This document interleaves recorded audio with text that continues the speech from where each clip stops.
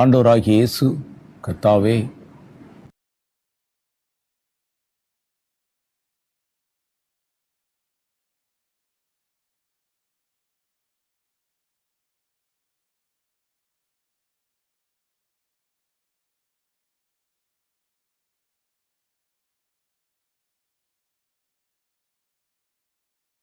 கிறிஸ்துவின் நாமத்தில் உங்கள் யாவருக்கும் என்னுடைய அன்பின் நல்வாழ்த்துக்கள். உண்மையிலேயே ஆண்டவராகிய தேவன் நமக்கு ஆசீர்வாதமாக கொடுத்த ஒரு நிகழ்ச்சி தான் இந்த ஜெபிக்கலாம் வாங்க என்ற இந்த நிகழ்ச்சி. இந்த நிகழ்ச்சியில பாருங்க, கர்த்தர் எப்படியெல்லாம் கிரியை செய்கிறார், எப்படியெல்லாம் நம்முடைய விண்ணப்பங்களை கவனித்து கேட்கிறார் என்கிற செய்திகள் மாத்திரம் இல்லாம, அதை தாண்டி அடுத்த கட்ட கிறிஸ்தவ வாழ்க்கை, அந்த வாழ்க்கையில நம்ம தெரிந்து கொள்ள வேண்டிய பல சத்தியங்கள், பல காரியங்கள், இது எல்லாவற்றையும் உள்ளடக்கி நமக்கு கொடுக்குறாங்க. ஏன்னா நம்ம கிறிஸ்துவை அறியும் போது அவரை வெறும் சுகமாக்குகிறவராக மாத்திரம், வாழ்க்கையினுடைய பிரச்சனைக்கு ஒரு தீர்வு தருகிறவராக மாத்திரம் நம்ம நினைத்து விடக்கூடாது. அதை தாண்டி அவர் மிகப்பெரிய ஒரு காரியத்தை நம்முடைய வாழ்க்கையில செய்கிறார். அதுதான் நித்திய ஜீவனை தருவது. நித்திய ஜீவன் என்றால் என்னன்னு உங்களுக்கு தெரியும்.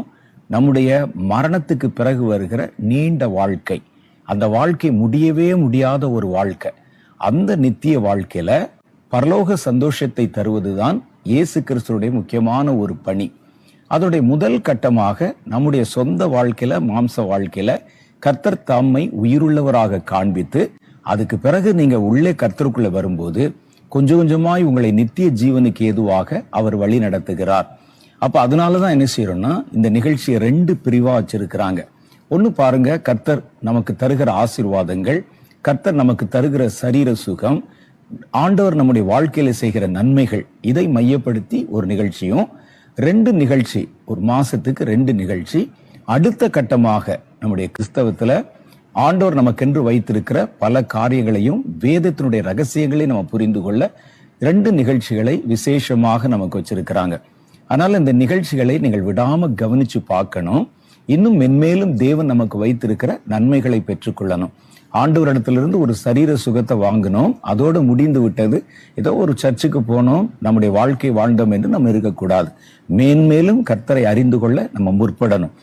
ஏன் அப்படின்னா, கர்த்தருடைய வேதம் சொல்லுகிறது, ஒன்றான மெய் தேவனையும் அவர் அனுப்பின அவருடைய குமாரனாகிய கிறிஸ்துவையும் அறிவதே நித்திய ஜீவன் அப்படின்னு சொல்லியிருக்கு. அதனால்தான் நம்ம இவ்வளவு காரியங்கள், பரிசுத்த ஆவினா என்ன, ரட்சிப்புனா என்ன, தேவன் தருகிற ஆவிக்குரிய அந்த வரங்கள் என்றால் என்ன, அடுத்தடுத்த காரியங்கள், கர்த்தருடைய வருகை என்றால் என்ன, எழுப்புதல் என்றால் என்னன்னு நிறைய காரியங்கள் வேதத்தின் அடிப்படையில் சொல்லப்பட்டிருக்கிற சத்தியங்களை குறித்து நம்ம பிரசங்கிக்கிறோம். அதனால இந்த நிகழ்ச்சியை நல்ல கருத்தாக நீங்க கவனிக்கணும்.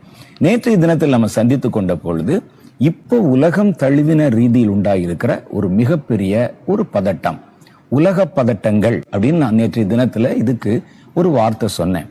உலக பதட்டம் என்றால் உலகம் முழுவதையும் அசைக்கக்கூடிய ஒரு பதட்டம், அல்லது உலகம் தழுவின ஒரு பதட்டம்.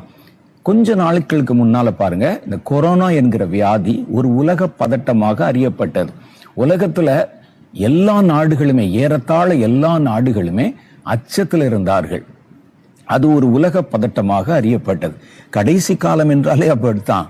கடைசி காலத்துல வருகிற காரியங்கள் அடிக்கடி உலகம் இப்படி பதற வேண்டியிருக்கும், திடுக்கிட வேண்டியிருக்கும்.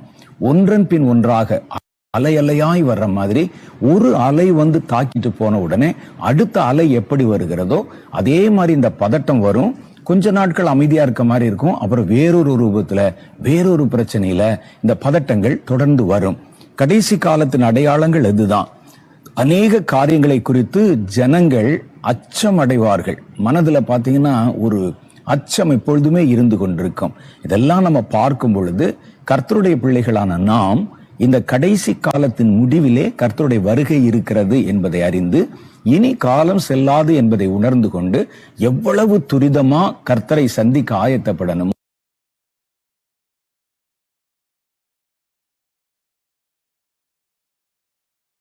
உலகம் இப்படிலாம் இருக்கிறேன்னு சொல்லி அச்சப்படும்.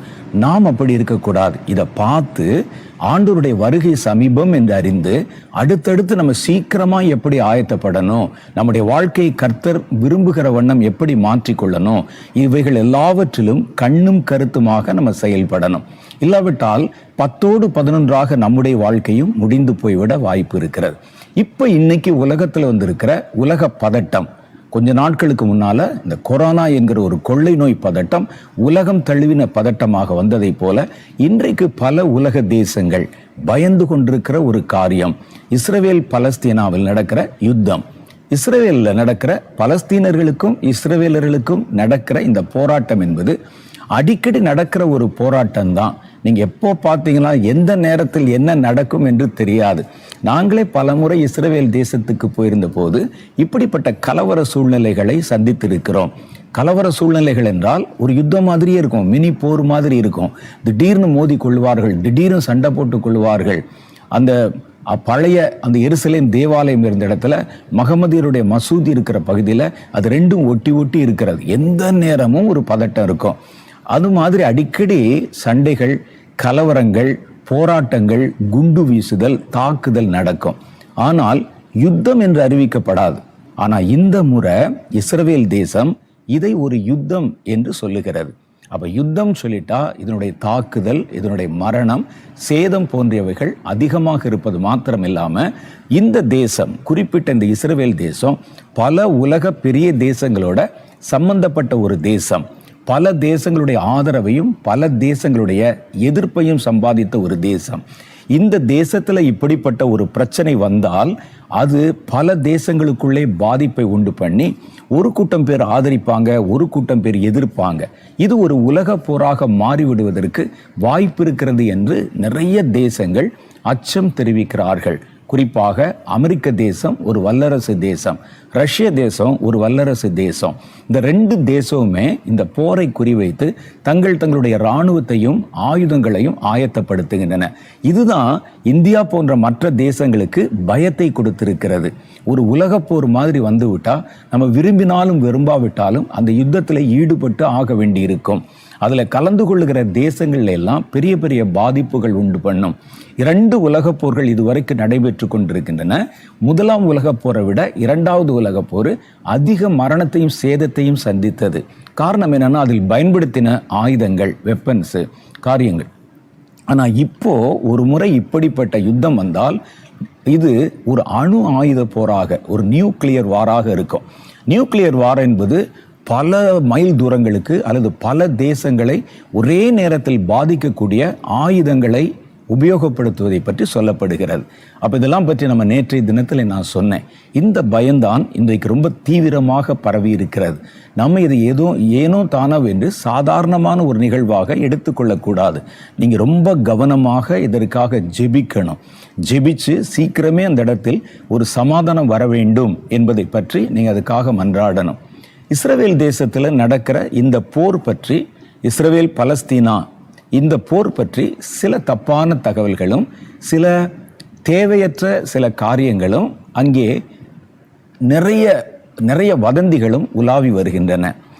அதில் சில காரியங்களை மாத்திரம் நான் உங்களுக்கு சொல்லிக்கொள்ள விரும்புகிறேன். நீங்கள் கர்த்தருடைய பிள்ளைகள் ஒரு காரியத்தை தெளிவாக அறிந்திருக்கணும். இவர் அப்படி சொல்றாரு, இவர் இப்படி சொல்றாருன்னு சொல்லி தப்பான எண்ணங்களுக்குள்ளே நீங்க போய்விடக்கூடாது. முதல் காரியம், நீங்கள் அறிந்து கொள்ள வேண்டிய காரியம் என்னன்னா, இது 2 மதங்களுக்கு நடுவிலே நடக்கிற பிரச்சனை அல்ல. சிலர் அது என்ன சொல்றாங்கன்னா மத பிரச்சனை மாதிரி கொண்டு வருகிறார்கள். இஸ்லாமியர்களுக்கும் யூத மதத்திற்கும் நடக்கிற சண்டன். இது மத பிரச்சனை அல்ல, 2 இனங்களுக்கு நடுவிலே நடக்கிற பிரச்சனை. இந்த பிரச்சனையை மையமாக வைத்து 2 இனங்கள் மோதிக்கொள்ளுகின்றன. ஒரு காலத்துல ஒன்றாக இருந்த பலஸ்தீனா என்ற தேசத்துல இருந்த இனங்கள் இன்னைக்கு 2ஆக பிரிந்து இந்த நிலம் யாருக்கு சொந்தம் என்கிறதுல சண்டை போடுறாங்க. மதம் என்பது அதற்கு அப்பாற்பட்ட ஒரு விஷயம். பலஸ்தீனர்கள்ல பெரும்பாலான பேரு இஸ்லாமியர்களாக இருக்கிறார்கள். ஆனால் வெறும் இஸ்லாமியர்கள் மாத்திரம் அங்கே இல்லை, பலஸ்தீன கிறிஸ்தவர்களும் இருக்கிறாங்க. அதை நீங்க தெரிஞ்சுக்கிறணும். அதனால இது 2 இனங்களுக்கு நடுவிலே நடக்கிற யுத்தமே ஒழிய, பலஸ்தீனர்களுக்கும் இஸ்ரவேலர்களுக்கும் நடக்கிற யுத்தமே ஒழிய 2 மதங்களுக்கு நடுவிலே நடக்கிற யுத்தம் அல்ல. பல தகவல்கள், பல செய்திகள் சமூக வலைத்தளங்களிலே பரவும் போது அது மத நம்பிக்கை கொண்டிருக்கிறவர்கள் நடுவில் இஸ்லாமியர்களுக்கும் மற்றவர்களுக்கும் நடக்கிற ஒரு போர் என்பதை போல சில விஷமான சில வார்த்தைகள் விதைக்கப்படுகிறது. கவனமா நீங்க கையாளணும்.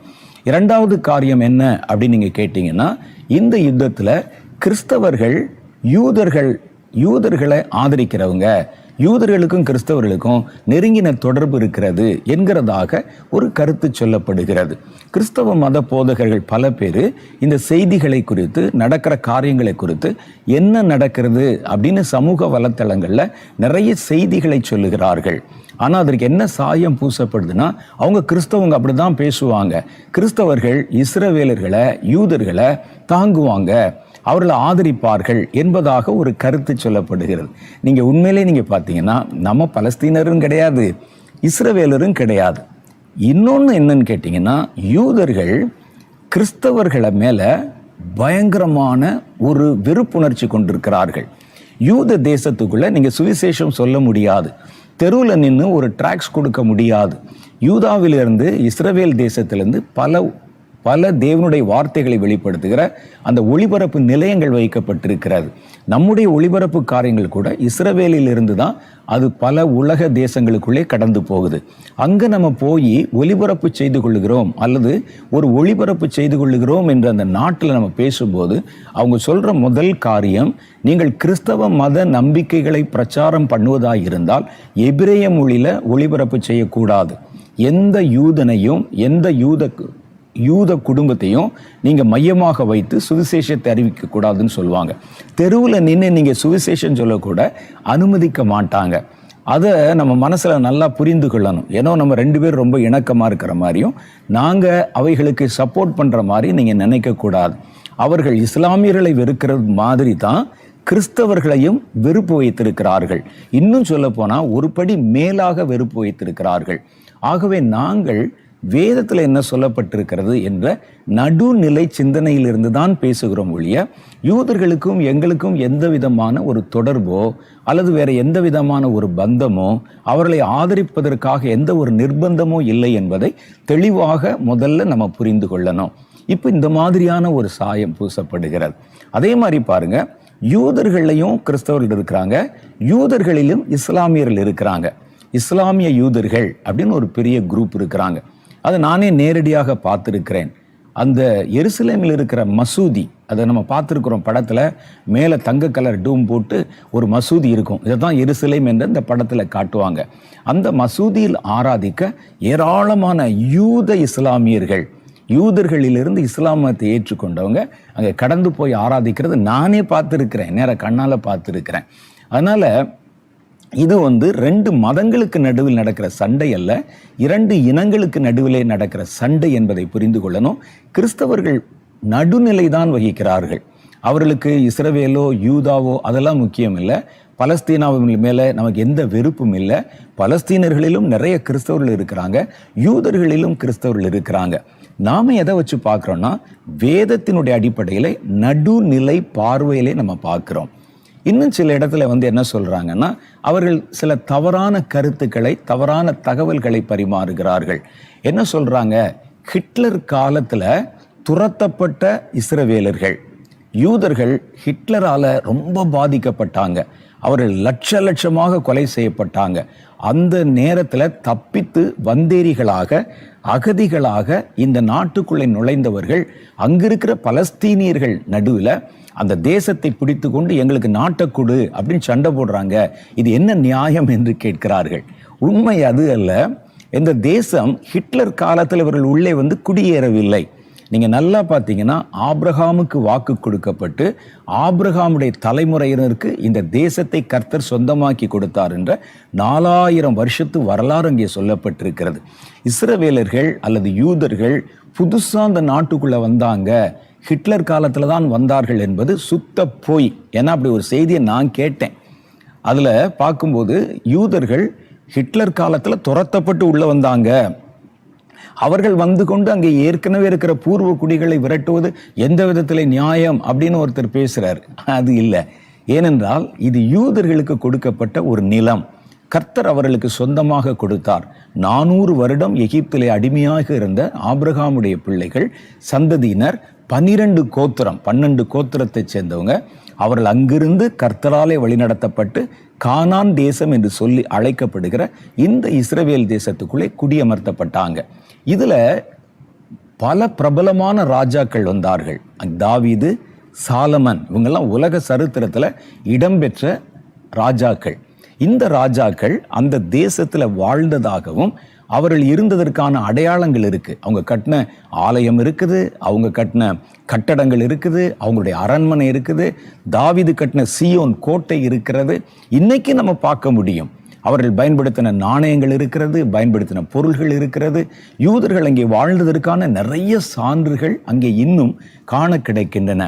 தாவீதின் காலம் எங்க இருக்குது, ஹிட்லர் காலம் எங்க இருக்குது யோசிச்சு பாருங்க. பல 1000 ஆண்டுகளுக்கு பின்பு வந்தவன் ஹிட்லர். அப்ப இந்த ஹிட்லர் காலத்துல வரல இவங்க. இங்கே இருந்தவர்கள் காலப்போக்கில் சிதறடிக்கப்பட்டு அந்நிய படையெடுப்பின் மூலம் துரத்தப்பட்டு பல தேசங்களில் சிதறி இருந்தாங்க. அதற்கு பிறகு அவர்கள் வந்தார்கள். ஆனால் இவர்கள் பூர்வ காலமாக குடியமர்த்தப்பட்டவர்கள், அங்கே இருந்தவர்கள் என்பதற்கு நிறைய வரலாற்று பூர்வமான சான்றுகள் அங்கே வைக்கப்பட்டிருக்கிறது. வேதத்தில் அதற்கான சான்றுகள் சொல்லப்பட்டிருக்கிறது. இதெல்லாம் நம்ம எடுத்து ஆராய்ந்து பார்க்கணும். அப்ப இந்த சூழ்நிலையில இப்ப அங்கே என்ன நடக்குது? எல்லா யூதர்களும் இதை ஆதரிக்கவில்லை. ஒரு சில யூதர்கள், இந்த யூதர்களில் பார்த்தீங்கன்னா இந்த தேசத்தை அவர்கள் எப்படி சுதந்திரித்து கொண்டார்கள்? கர்த்தர் தான் இதை முதல்ல அவங்களுக்கு சுதந்திரமாக கொடுத்தாரு.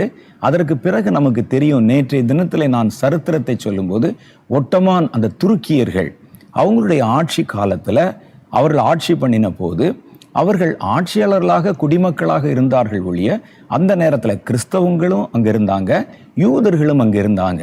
அதில் இருந்த யூதர்கள் பெரிய சின்ன சின்ன வியாபாரம் பண்ணி தங்களுடைய பணத்தை வட்டிக்கு கொடுத்து பணத்தை நல்லா பெருக்கி பணக்காரர்களாக மாறினார்கள். அந்த சூழ்நிலையில் அவங்க என்ன செஞ்சாங்கன்னா, இஸ்ரவேல் தேசத்தில் நிறைய நிலங்களை விலைக்கு வாங்கினாங்க. சொந்த காசு போட்டு அவங்களுடைய சொந்த பூமி, அந்த பூமியில் அந்நியர்கள் படையெடுத்து அந்த இடத்தை பிடித்து கொண்ட பிறகு இவங்க தன்னுடைய சொந்த காசை போட்டு அதை விலைக்கு வாங்கினார்கள். அந்த நேரத்தில் சியோன் இயக்கம் என்ற ஒரு இயக்கம் ஆரம்பிக்கப்பட்டது. அதில் தியோடர் ஹைஸ் என்பவர் அந்த இயக்கத்தை ஆரம்பித்தார். அவங்க என்ன சொன்னாங்கன்னா, இது நம்ம பூமி, வேதத்தில் இதற்கான சான்று இருக்கிறது, வரலாற்று பூர்வமான நிகழ்வு இருக்கிறது. ஆனால் இப்போ வேற தேசத்தார் அதை பிடித்திருக்கிறார்கள், நம்ம சண்டை போட்டு அதை பிடிப்பதற்கு நமக்கு அவகாசம் இல்லை. அதனால நம்ம எல்லாம் நிறைய காணிக்கைகளை கொண்டு சேகரம் பண்ணி இதில் இருக்கிற நிலத்தையெல்லாம் நம்ம காசு கொடுத்து அவங்ககிட்ட விலைக்கு வாங்கணும் அப்படின்னு ஒரு குரூப்பு விலைக்கு வாங்கினாங்க. அவர்கள் ஆரம்பித்த இயக்கத்துக்கு பேரு சியோன் இயக்கம் என்று பெயர். அப்படி வாங்கி பிரிட்டிஷார் இவர்களுக்கு உதவி செய்ய இன்னும் நிறைய நிலத்தை வாங்கி அந்த சொந்த நிலத்துல பட்டா போட்டு வாங்கின நிலத்துல குடியிருந்தாங்க.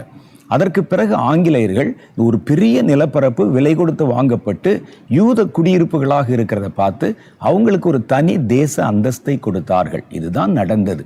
இப்பவுமே நீங்க பார்த்தீங்கன்னா எல்லாருமே இதை ஆதரிக்கவில்லை. சியோன் இயக்கத்தை எதிர்க்கிற ஆன்டி சியோனிசம் என்ற ஒரு கூட்டம் இருக்குது. இப்போ நீங்கள் பார்க்கலாம், சில யூடியூப்ல பார்க்கலாம், சில காரியங்களில் பார்க்கலாம். அவர்கள் இந்த பாரம்பரிய யூதர் மாதிரியே பெரிய தாடி வச்சுருப்பாங்க, தலையில் டர்பன் வச்சுருப்பாங்க, அல்லது தலையில் முடி வளர்த்திருப்பார்கள். பாரம்பரிய யூதர்கள் இந்த கருப்பு நிற ட்ரெஸ் போட்டு போவாங்க, பார்த்துருப்பீங்க. அதே மாதிரி இருப்பாங்க, பாரம்பரியங்களை கடைப்பிடிப்பாங்க. அவர்கள் ஒரு ரொம்ப அக்மார்க்கு பாரம்பரிய யூதர்கள். இவங்களுக்கு பேர் ஆன்டி சியோனிஸ்ட். அவர்கள் இதை ஒத்துக்கொள்வதில்லை. விலை கொடுத்து வாங்கினோம், அந்த நிலத்தை நமக்கு சொந்தமாக்கி கொண்டோம், இது அல்ல. அவங்களுடைய நம்பிக்கை என்னன்னு கேட்டால், மேசியா தான் இந்த நிலத்தை நமக்கு கொடுப்பார், நம்முடைய காணிக்கையில் இந்த நிலத்தை வாங்கக்கூடாது, மேசியா இந்த தேசத்தை எங்களுக்கு கொடுப்பார். இயேசுனுடைய சீஷர்கள் பேசினாங்களே, இந்த காலத்துல நீர் தேசத்தை யூதருக்கு கொடுப்பீர், இஸ்ரவேலருக்கு கொடுப்பீர்னு கேட்டாங்கல்ல. அப்ப எல்லா யூதருடைய நம்பிக்கை என்னன்னு கேட்டா, மேசியா இந்த நாட்டை எங்களுக்கு கொடுப்பாரு. அப்ப மேசியா கொடுப்பார் என்று சொல்லும்போது ஒரு சியோன் இயக்கம் இந்த நாட்டை எப்படி கொடுக்க முடியும்? ஒரு பிரிட்டிஷார் எப்படி இந்த நாட்டை கொடுக்க முடியும்? அதனால இதற்கு நாங்கள் எதிர்ப்பு தெரிவிக்கிறோம்னு சொல்லித்தான் அவர்கள் இங்கிலாந்து தேசம், பிரான்ஸ் தேசம், அமெரிக்கா தேசம், ஸ்பெயின் தேசம் போன்ற இடங்கள்ல இஸ்ரேல் தேசத்துடைய கொடியை தீ வச்சு கொளுத்துறத பார்ப்பீங்க. அப்ப இந்த மாதிரி இருக்கிற சூழ்நிலையில நாம் ஒரு சார்பாக யாருக்கும் சாதக பாதகமாக நம்ம பேசல. சரித்திரம் என்ன சொல்லுகிறது? சரித்திரத்தை முறையாக எழுதின, சரித்திர புஸ்தகங்கள் எழுதப்படுவதற்கு முன்பாகவே சரித்திரத்தை முறையாக எழுதின ஒரு மதம் சார்ந்த ஒரு புஸ்தகம் என்னன்னு கேட்டா அது வேதாகம புஸ்தகம். இதுல தொடர்ச்சியா சரித்திரம் தொடர் சரித்திரமாக குறிக்கப்பட்டிருக்கிறது. அப்ப அதை வச்சு நம்ம பார்க்கும் போது இந்த சரித்திரம் எங்கிருந்து ஆரம்பிக்கிறது என்பதை நம்ம கவனிக்கிறோம். அவர்கள் சொல்லுவதெல்லாவற்றையும் விட்டு விட்டு பார்த்தால் கூட, ராஜாக்கள் காலத்திலிருந்து எடுத்தா கூட, சாலமன், தாவீது போன்ற மன்னர்களின் காலத்துல இந்த தேசம்தான் யூதர்கள், இஸ்ரவேலர்கள் வாழ்ந்த ஒரு தேசமாக இருக்கிறது. அப்ப இவங்க சொல்ற மாதிரி ஹிட்லர் காலத்திலிருந்து சரித்திரத்தை எடுக்கக்கூடாது. சரித்திரம் அதற்கும் முந்தினது என்பதை மனதில் வைத்துக் கொள்ள வேண்டும். இன்னும் சில கிறிஸ்தவ போதகர்கள் பேசும்போது சில தவறான தகவல்களை சொல்லுவதையும் நம்ம கேட்க முடியுது. என்ன கேட்க முடியுதுன்னா, இந்த போர் தான் கடைசி போர், இதோடு கூட இயேசு வந்து விடுகிறார், இயேசுனுடைய வருகை நாளைக்கு நடக்க போகுது, இந்த போருடைய முடிவிலே இயேசு வந்து விடுவார் என்பதெல்லாம் சிலர் சொல்றாங்க. அப்படி இல்லை.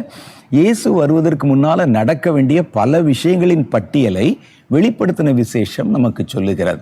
ஒரு போர் வந்துச்சுன்னு சொன்னோன்னே இயேசு வந்து விட்டார், நாளைக்கு வரப்போறாரு அப்படின்னு உங்களை அச்சப்படுத்துவதை நீங்கள் மனதில் வைத்து கொள்ளக்கூடாது.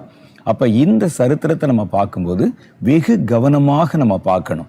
இன்னும் சில பேர் சொல்றாங்க, இந்த போர்ல இஸ்ரவேல் தேசமே காணாம போயிரும். பலஸ்தீனர்களும் சொல்றாங்க, வேறு சில மத நம்பிக்கைகளும் சொல்றாங்க, சில கிறிஸ்தவர்கள் சொல்றாங்க. அவங்க என்ன சொல்றாங்கன்னா, இதோட அந்த யூத இனம், இஸ்ரவேல் இனம் அழிந்து போய்விடும் அப்படிலாம் சில காரியம் சொல்றாங்க. இஸ்ரவேல்னு ஒரு நாடே இருக்காது, ஏன்னா பல நாடுகள் ஒன்று கூடிக்கொண்டு அதற்கு எதிராக ஒரு யுத்தத்தை செய்கிறார்கள் அப்படிலாம் சொல்றாங்க. ஆனா வேதத்தை நீங்கள் வாசித்து பார்த்தால், யூத இனம் 1000 வருட அரசாட்சியிலே கூட தங்களுடைய நாட்டை சுதந்திரித்து அந்த நாட்டில் குடியிருப்பார்கள் என்று எசேக்கியேல் 37வது அதிகாரத்தில் சொல்லப்பட்டிருக்கிறது. அதனால இந்த போர்னால தேசம் அழிந்து விடாது, யூத இனம் அழிந்து விடாது. அவர்களுக்கு இன்னும் நிறைய வேலை இருக்குது வேதத்துல. அதை பற்றி தான் நம்ம இன்னைக்கு பார்த்து நம்ம எதற்காக ஜெபிக்க போகிறோம் என்பதை நம்ம குறிப்பாக கவனித்து வைத்து கொண்டு ஜெபிக்கணும். கண்ட காரியங்களை நம்ம பார்த்துட்டு இது இப்படித்தானோ, ஒருவேளை இவர்கள் வந்தேரிகள் தானோ, இவங்க அநியாயமா இந்த இடத்துல யுத்தம் பண்றாங்களோ, அந்த நாட்டில இருந்து ஏற்கனவே இருந்த குடிமக்களை அங்கிருந்து துரத்துவதற்கு முயற்சி பண்றாங்களோ அப்படிலாம் நம்ம யோசிக்கக்கூடாது.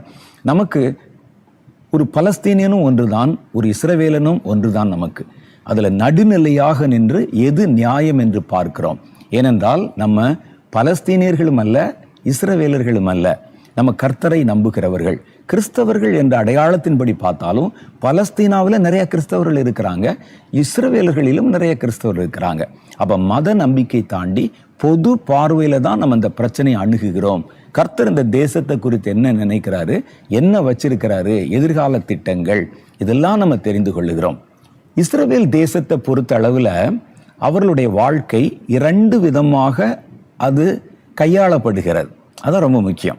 2 விதமாக கையாளப்படும். ஒன்று யூதர்களின் அரசியல் வாழ்க்கை, இன்னொன்று யூதர்களின் மத நம்பிக்கை உள்ள வாழ்க்கை அல்லது ஆன்மீக வாழ்க்கை. இந்த 2ம் வெவ்வேறு கோணத்துல வெவ்வேறு மாதிரி கையாளப்படும்.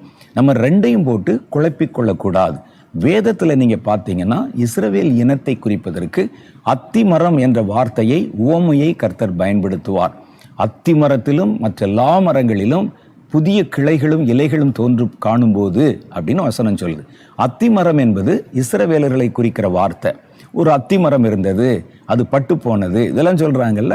அதை யாரை சொல்றாங்க அப்படின்னு கேட்டா, இஸ்ரவேல் தேசத்தை தான் அத்திமரம் என்று வேதம் அநேக இடங்களிலே சுட்டி காட்டுகிறது. அதே மாதிரி அந்த வேதம் இஸ்ரவேலர்களை ஒரு திராட்சை என்ற வார்த்தையில, திராட்சை கொடி செடி, இந்த திராட்சை என்ற பதத்துல இஸ்ரவேலர்களை குறிப்பிடுகிறது. அதை நீங்க வசனத்தில் நீங்க படிச்சு பார்த்தா தெளிவா தெரியலாம். ஒன்று அத்திமரம், ஒன்று அத்தி, இன்னொன்று திராட்சை. அத்தி என்பது இஸ்ரவேலருடைய அரசியல் சம்பந்தப்பட்ட வாழ்க்கையும், திராட்சை என்பது அவர்களுடைய ஆன்மீக வாழ்க்கையும் குறிக்கிற ஒரு காரியம். 1990களில் நான் நடத்தின என்னுடைய பத்திரிகையில அத்திமரத்தின் கதை அப்படின்னு ஒரு தொடர் கட்டுரை, இவர்களுடைய அரசியல் வாழ்க்கை பற்றின, இப்ப நம்ம பேசினமே நேற்று, இது மாதிரி பல தகவல்கள் உள்ளடக்கின ஒரு கட்டுரை நான் தொடர்ச்சியாக வெளியிட்டு கொண்டு வந்தேன்.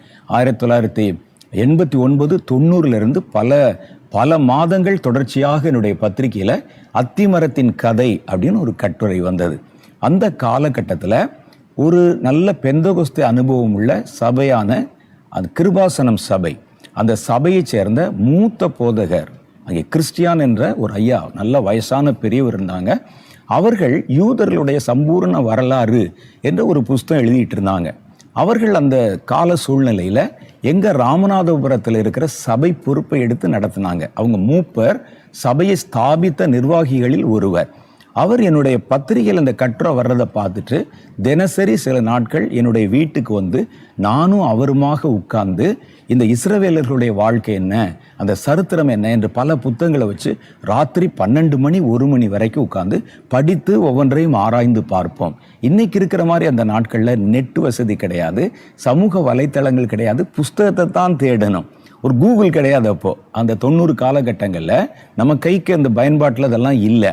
அப்போ அதனால நாங்கள் என்ன செய்வோம்னா, பல இடங்களில் புஸ்தகங்களை கலெக்ட் பண்ணி யார் யார்கிட்ட இருக்கிறதோ புஸ்தகம் நான் போய் அவங்ககிட்ட வாங்கிட்டு வந்து உட்கார்ந்து வாசித்து இந்த கட்டுரைகளை நாங்கள் தொடர்ச்சியாக எழுதினோம். அதில் தான் கர்த்தர் சொன்ன வார்த்தையில் அந்த கட்டுரையிலே குறிக்கப்பட்டிருக்கிறது. அத்திமரம் என்பது அவர்களுடைய அரசியல் வாழ்க்கையும், திராட்சை என்பது அவருடைய ஆவிக்குரிய வாழ்க்கையும் குறிக்கிறது. நேற்று நம்ம பார்த்தோமே, அது முழுவதும் அத்திமரம். இன்னைக்கு நம்ம பார்க்க போகிறது திராட்சை. அந்த யூதர்களுக்கு இன்னொரு பக்கம் இருக்கிறது. அவங்க ரெண்டையும் போட்டு குழப்ப மாட்டாங்க. நல்லா நீங்கள் ஒரு காரியத்தை பார்த்தீங்கன்னா, அவர்கள் அந்த நாட்களிலே அரசியலுக்காக ஒரு பணத்தையும் ஆன்மீக காரியங்களுக்காக ஒரு பணத்தையும் கூட பயன்படுத்தினாங்க. அதே மாதிரி ஒரு கேலண்டர் இருக்குன்னு வச்சுங்களேன், ஆன்மீக காலண்டர்னு ஒரு காலண்டரையும் அரசு காலண்டர் என்ற ஒரு காலண்டரையும் பயன்படுத்தினாங்க அந்த நாட்களில். அவங்க ரெண்டையும் வாழ்க்கையில் போட்டு குழப்பிக்கிற மாட்டாங்க. இதில் மாதத்தினுடைய அடிப்படை வரிசை என்பது வித்தியாசமாக வேற மாதிரி இருக்கும், அதில் அந்த மாதத்தினுடைய அடிப்படை என்பது வித்தியாசமாக இருக்கும். அதற்கு பேர் இந்த தேவாலய காலண்டர் அப்படின்னு சொல்லுவாங்க. இதுக்கு பேர் அரசு காலண்டர், ராஜாங்க காலண்டர் அப்படின்னு சொல்லுவாங்க. காசு கூட அப்படித்தான். காசு பார்த்தீங்கன்னா சாதாரணமாக அரசியல் காரியங்களுக்காக, வியாபாரத்திற்காக பயன்படுத்துவதற்கு ஒரு தனி பணம் வச்சுருப்பாங்க. இந்த பணத்தை கொண்டு வந்து தேவாலயத்தில் காணிக்கையாக போட மாட்டாங்க. அப்போ என்ன செய்யணும்னா, தேவாலயத்தில் தனி காசை அச்சடித்து வச்சுருப்பாங்க. அந்த தனி காசை நாம் என்ன செய்யணும், இந்த காசை கொண்டு வந்து தேவாலய அமைப்பு கமிட்டி இருக்குல்ல, அவங்க ஒரு தேவாலய பணம் வச்சுருப்பாங்க. ஏன்னா அந்த காலத்தில் பயன்படுத்தின ரோமர்கள் காலத்து பணம், அந்த பணமோ அல்லது அரசாங்கத்தில் நம்ம பயன்படுத்தக்கூடிய பணமோ, அதில் மனிதனுடைய தலை பதிக்கப்பட்டிருக்கிறது, அது விக்கிரகத்தை காண்பிக்கிறது. அதனால இதை கொண்டு வந்து கர்த்தருக்கு காணிக்கையா படைக்கக்கூடாது அப்படின்னு சொல்லி தேவாலயத்தில் இவங்க தனியாக ஒரு காசு அடிச்சிருந்தாங்க. இதை நம்ம என்ன செய்வாங்கன்னு சொன்னால், நான் ஒரு காணிக்கை செலுத்த விரும்பினால் நான் நேராக தேவாலயத்துக்கு வந்து என் கையில் இருக்கிற அரசாங்க காசு இருக்கிற அரசு பணம், இந்த பணத்தை கொண்டு வந்து கொடுத்து அதற்கு இணையான தேவாலய பணத்தை வாங்கணும். அதுக்கு நிறைய காசுக்காரர்கள் இருப்பாங்க. அவங்க எல்லாம் என்ன செய்வாங்கன்னா மணி சேஞ்சர்ஸ். இப்போ நம்ம பார்க்குறோமே, ஒரு நாட்டுக்கு போனோம்னா நம்ம நாட்டு காசை கொடுத்துட்டு அமெரிக்க டாலராக மாற்றுகிறோம். அமெரிக்க டாலர் நம்ம கையில் இருந்துச்சுன்னா அதை கொண்டு வந்து கொடுத்துட்டு நம்ம ஊர் சொந்த கரன்சியாக மாற்றுகிறோம். அதே மாதிரி தேவாலயத்துக்குள்ளே நீங்கள் போக நேரிடும் போது உங்கள் கையில் இருக்கிற பணத்தை கொடுத்து தேவாலய பணமாக மாற்றி அந்த பணத்தை கொண்டு வந்து தான் காணிக்க கொடுக்கணும். அப்போ இவர்கள் தங்களுடைய வாழ்க்கையை ரெண்டும் கலக்காம ரெண்டையும் தனித்தனியாக வச்சிருந்தாங்க. இது அரசாங்க வாழ்க்கை, இது கவர்மெண்ட், இது ஒரு சமுதாய வாழ்க்கை, இது ஆன்மீக வாழ்க்கை, இது வேற அது வேற, அந்த மாதிரி வச்சிருந்தாங்க. அப்ப நேற்றைய தினம் நம்ம பார்த்தது நடக்கக்கூடிய நிகழ்ச்சிகள், சரித்திரம், இதெல்லாம் அவருடைய அரசியல் சம்பந்தப்பட்ட காரியங்கள். இந்த தேசத்தை பற்றி கர்த்தர் என்னென்ன திட்டம் வச்சிருக்கிறாரு, இந்த இனத்தை பற்றி கர்த்தர் என்னென்ன திட்டம் வச்சிருக்கிறாரு என்பதைத்தான் நாம் இன்றைக்கு பார்த்து நம்ம இந்த தேசத்துல எதற்காக ஜெபிக்கணும். ஒருவேளை இன்றைக்கு பரவலாக சொல்லப்படுகிற மாதிரி சீக்கிரமே இந்த தேசம் அழிஞ்சு போயிருமா? பல பெரிய பெரிய வல்லரசுகள், ஒரு சீனா தேசம், ரஷ்யா தேசம் மாதிரி தேசங்கள் வந்து பெரிய படையெடுப்பை எடுத்தா இஸ்ரவேலர்கள் அழிக்கப்பட்டு இஸ்ரவேல் தேசம் அழிக்கப்பட்டு போயிருமா அப்படிங்கிறதுக்கு கர்த்தர் இவர்களை குறித்து என்ன திட்டம் வைத்திருக்கிறார், இவர்கள் அழிந்து விடுவதற்கு வாய்ப்பு இருக்கிறதா என்பதைத்தான் நம்ம இன்னைக்கு பார்க்க போறோம். அதுக்கப்புறம் அந்த தேசத்துல ஆவிக்குரிய காரியங்கள் அல்லது அவர்கள் ஆன்மீகம் சம்பந்தப்பட்ட காரியங்கள்ல எதற்காக நம்ம ஜெபிக்கணும் என்ற சில ஜெப குறிப்புகளையும் நான் உங்களுக்கு சொல்லுவேன். அதை இன்னைக்கு ஜெபம் பண்றது மாத்திரமல்ல, குறித்து வைத்து கொண்டு நீங்க தொடர்ச்சியா இஸ்ரவேல் தேசத்துக்காக ஜெபம் பண்ணணும். இந்த தேசம் அரசியல் ரீதியில பாத்தீங்கன்னா நிறைய பாதிப்புகளை சந்தித்த தேசம். உங்களுக்கு எனக்கு இன்னைக்கு நடக்கிற அந்த வார் வந்து பெருசா தெரியும், இந்த வார்ல அப்படியே அழிஞ்சு போயிடுவாங்க அப்படின்னு தெரியும். இஸ்ரவேலை பற்றின காரியம் என்ன அப்படின்னு கேட்டா, இந்த பட்டணம், இந்த எருசலேம் இதுவரை 2 முறை முழுசா அழிக்கப்பட்டிருக்கு. டோட்டலா மண் மேடாகிற மாதிரி 2 தடவை உலக சரித்திரத்துல 2 முறை அழிக்கப்பட்டிருக்கிறது. 23 தடவை முற்றுகை போடப்பட்டிருக்கிறது. அது அப்படி சுத்தி முற்றுகை போட்டு 23 தடவை சரித்திரத்துல 52 முறை அட்டாக் பண்ணப்பட்டிருக்கு, தாக்கப்பட்டிருக்கிறது. 44 முறை திரும்ப கட்டப்பட்டிருக்கிறது. அப்ப இந்த தேசம் என்பது உண்மையிலே சரித்திரத்துல ஒரு ஆச்சரியமான தேசம். விக்டோரியா ராணிட்ட கேட்டபோது சொன்னாங்க, கர்த்தர் இருக்கிறார் என்பதற்கு சாட்சி என்னன்னு கேட்டா இஸ்ரவேல் தேசம் அப்படின்னு சொன்னாங்க. ஏன்னா எந்த ஒரு இனமும் முற்றுமாக துரத்தப்பட்டு அழிக்கப்பட்டு சிதறடிக்கப்பட்டு மறுபடியும் கூடி ஒரு தேசமாக மாறினது உலக வரலாற்றுல வேற தேசங்களை நம்ம இது மாதிரி பார்க்க முடியாது. அப்ப இந்த இஸ்ரவேல் தேசம் தேவனால முன்குறிக்கப்பட்டு தம்முடைய ஜனங்களுக்காக கையளிக்கப்பட்ட ஒரு தேசம். இடைப்பட்ட காலங்கள்ல அவர்கள் பாவம் செய்த போது, தவறு செய்த போது கர்த்தர் அந்நியர்களுடைய கையிலே ஒப்பு கொடுத்தார். அப்படி ஒப்பு கொடுத்தாலும் கர்த்தர் கடைசியில் அந்த தேசத்தை மீட்டு கொண்டு தம்முடைய ஜனங்களுக்கு அதை பங்கிட்டு கொடுப்பார் என்றுதான் கர்த்தருடைய வேதம் நமக்கு சொல்லப்படுது. அப்ப இந்த தேசத்துல அரசியல் என்ன நடக்குதுன்னு நம்ம பார்த்தோம். அதே மாதிரி இப்போ இந்த திராட்சை கொடி, அந்த திராட்சை செடி அல்லது திராட்சை கொடி, அந்த கண்ணோட்டத்துல கர்த்தர் இதை குறித்து என்ன திட்டங்கள் வைத்திருக்கிறார் என்பதையும் நம்ம இப்போ தெரிந்து கொள்ள போறோம். இதுல அடுத்து என்ன நடக்கணும் தெரியும்? இதெல்லாம் நடக்காம அந்த இனம் அழிக்கப்படாது. இதெல்லாம் நடக்கணும். ஏன்னா வேதத்துல குறிக்கப்பட்டிருக்கிறது. நீங்க வேதத்தை நம்பினா அது நடக்கும் என்பதை நீங்கள் நம்பித்தான் ஆக வேண்டும். ஏன்னா வானமும் பூமியும் ஒளிந்து போகும், கர்த்தருடைய வாயிலிருந்து புறப்படும் வார்த்தை ஒரு காலம் ஒளிந்து போகாது. முதல் காரியம் என்ன நடக்கும்னு கேட்டா, சிதறி போன இஸ்ரவேல் இனங்கள் கூட்டி சேர்க்கப்படுவார்கள். அது நடக்கணும். என்ன சிதறி போன இனங்கள்? இப்ப நம்ம பார்க்கிறோம், யூதர்கள் சிதறி போய் பல தேசங்கள்ல இருந்து, அங்கே யூகேல எல்லாம் போய் சுற்றி லண்டன், இங்கிலாந்து தேசங்கள்ல இருந்து, மறுபடியும் ஸ்பெயின் போன்ற தேசங்கள்ல இருந்து அவர்கள் திரும்பி வருகிறார்களே, அதையா சொல்லுகிறீர்கள் என்று கேட்டால் அது இல்லை. இந்த இஸ்ரவேல் தேசம் சாலமோன் மன்னர் காலத்துக்கு பிறகு 2ஆக பிரிந்தது. நான் ஏற்கனவே சொன்ன மாதிரி தாவீது, அவருக்கு முன்னால சவுல், இவர்கள் இஸ்ரவேலர்கள் இங்கே கர்த்தரால கொண்டு வந்து குடியமர்த்தப்பட்ட காலத்துல தங்களுக்கு ராஜா வேணும் அப்படின்னு கேட்ட போது சவுல் என்ற ஒரு ராஜாவை கர்த்தர் தேர்வு செய்து அவர்களுக்கு கொடுத்தார். அப்பதான் முதலாக இது ஒரு நாடு என்று அங்கீகரிக்கப்படுகிறது. இன்னைக்கு இவங்க நாடுன்னு நாங்க அங்கீகரிச்சோன்னு சொல்றாங்களே, அதுக்கு முன்னாலே கர்த்தர் இதை ஒரு தேசம் என்று அங்கீகரித்தார். அப்போ அவங்க அதுல ராணுவம் வச்சிருந்தாங்க, ராஜாக்கள் எழும்பினாங்க. அதுல வந்த 2வது ராஜாக்கு பேர் தான் தாவீது என்பது. தாவீதின் காலத்துலதான் எருசலேம் கோட்டை பிடிக்கப்பட்டது. அது எபூசியர்கள் என்பவருடைய கையில் இருந்தது. இவர் படையெடுத்து போய் பிடிச்சு அதை தன்னுடைய தலைநகரமாக மாற்றினார். தலைநகரமாக மாற்றி அதுக்கப்புறம் இராணுவத்தை முறைப்படுத்தி ராஜ்யத்தை விரிவுபடுத்தி தன்னுடைய ஆட்சியை அமைத்து அரண்மனையெல்லாம் கட்டி எல்லாம் செஞ்சாங்க அந்த காலத்துல. அதுக்கு இப்பவும் சான்றுகள் இருக்கு. தாவீது வாழ்ந்த இடம் இருக்குது, தாவீதுடைய வீடு இருக்குது, சீயோன் கோட்டை இன்னும் இருக்கிறது. அது இப்போ நீங்க போனீங்கன்னா பார்க்கலாம். அப்ப இவர்கள் ஆளுமை செய்த அந்த காலம், அதுல யார் இருந்தாங்கன்னு கேட்டா, அதுல யாக்கோபுடைய பிள்ளைகள் 12 கோத்திரத்தை சேர்ந்தவங்க இருந்தாங்க. 12 கோத்திரம், 12 பிள்ளைகள், ஒவ்வொன்றும் ஒவ்வொரு கோத்திரம்.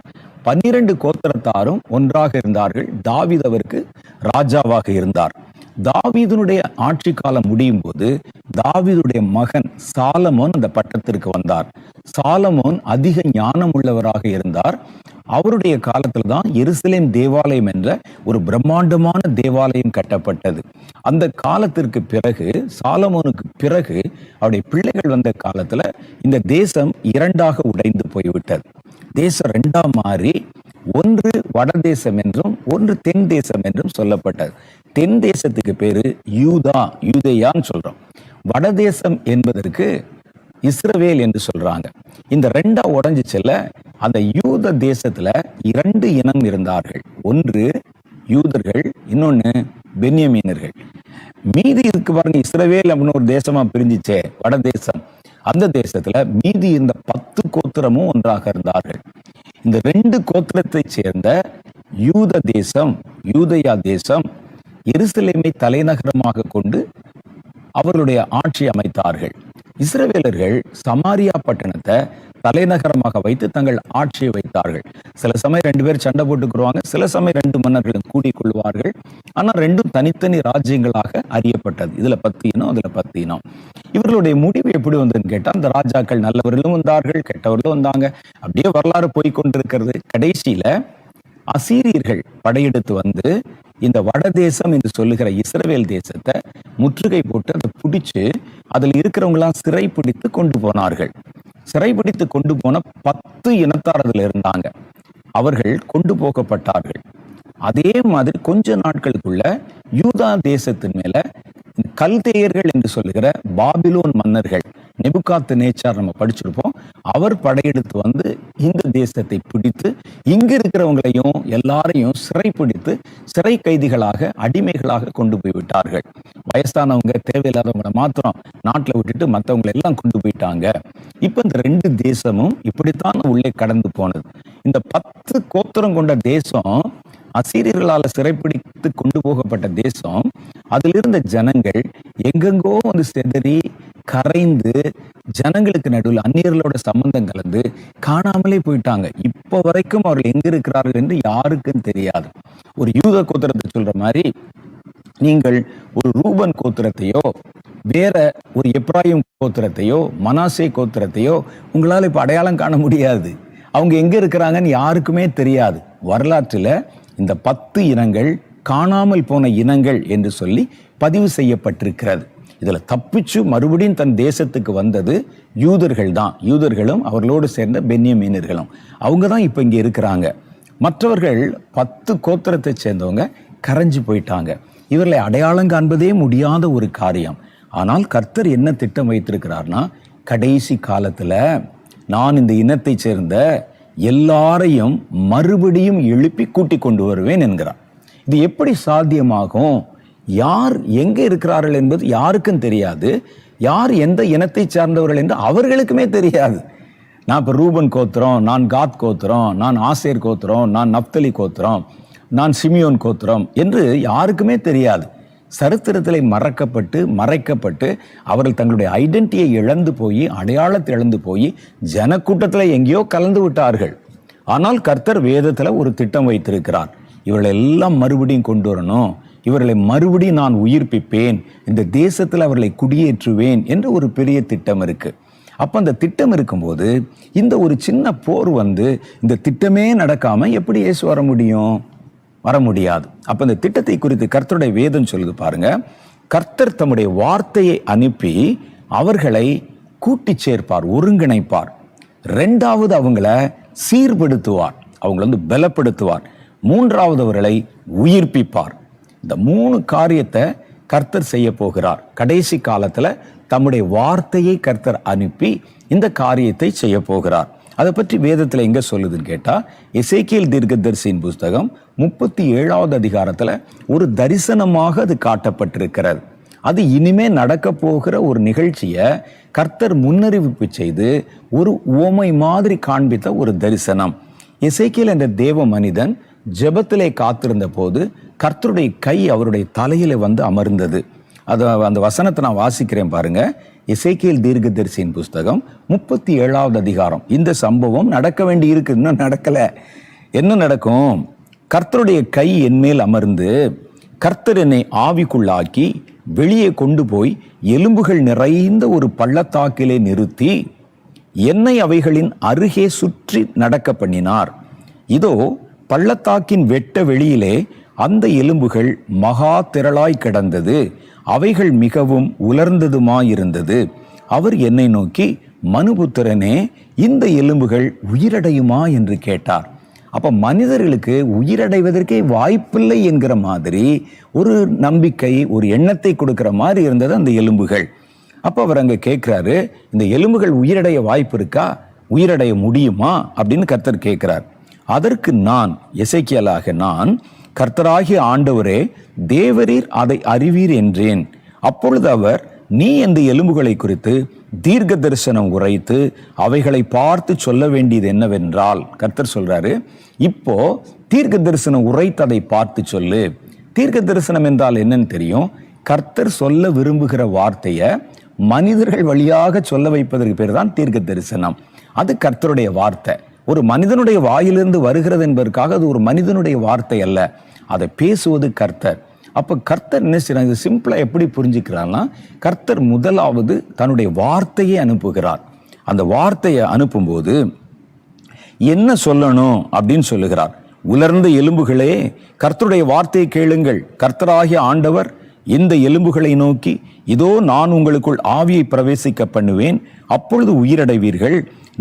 நான் உங்கள் மேல் நரம்புகளை சேர்த்து உங்கள் மேல் மாம்சத்தை உண்டாக்கி உங்களை அந்த தோலினால் மூடி உங்கள் ஆவியை கட்டளையிடுவேன், அப்பொழுது நீங்கள் உயிரடைந்து நான் கர்த்தர் என்று அறிந்து கொள்வீர்கள் என்று உரைக்கிறார் என்று சொல்கின்றார்.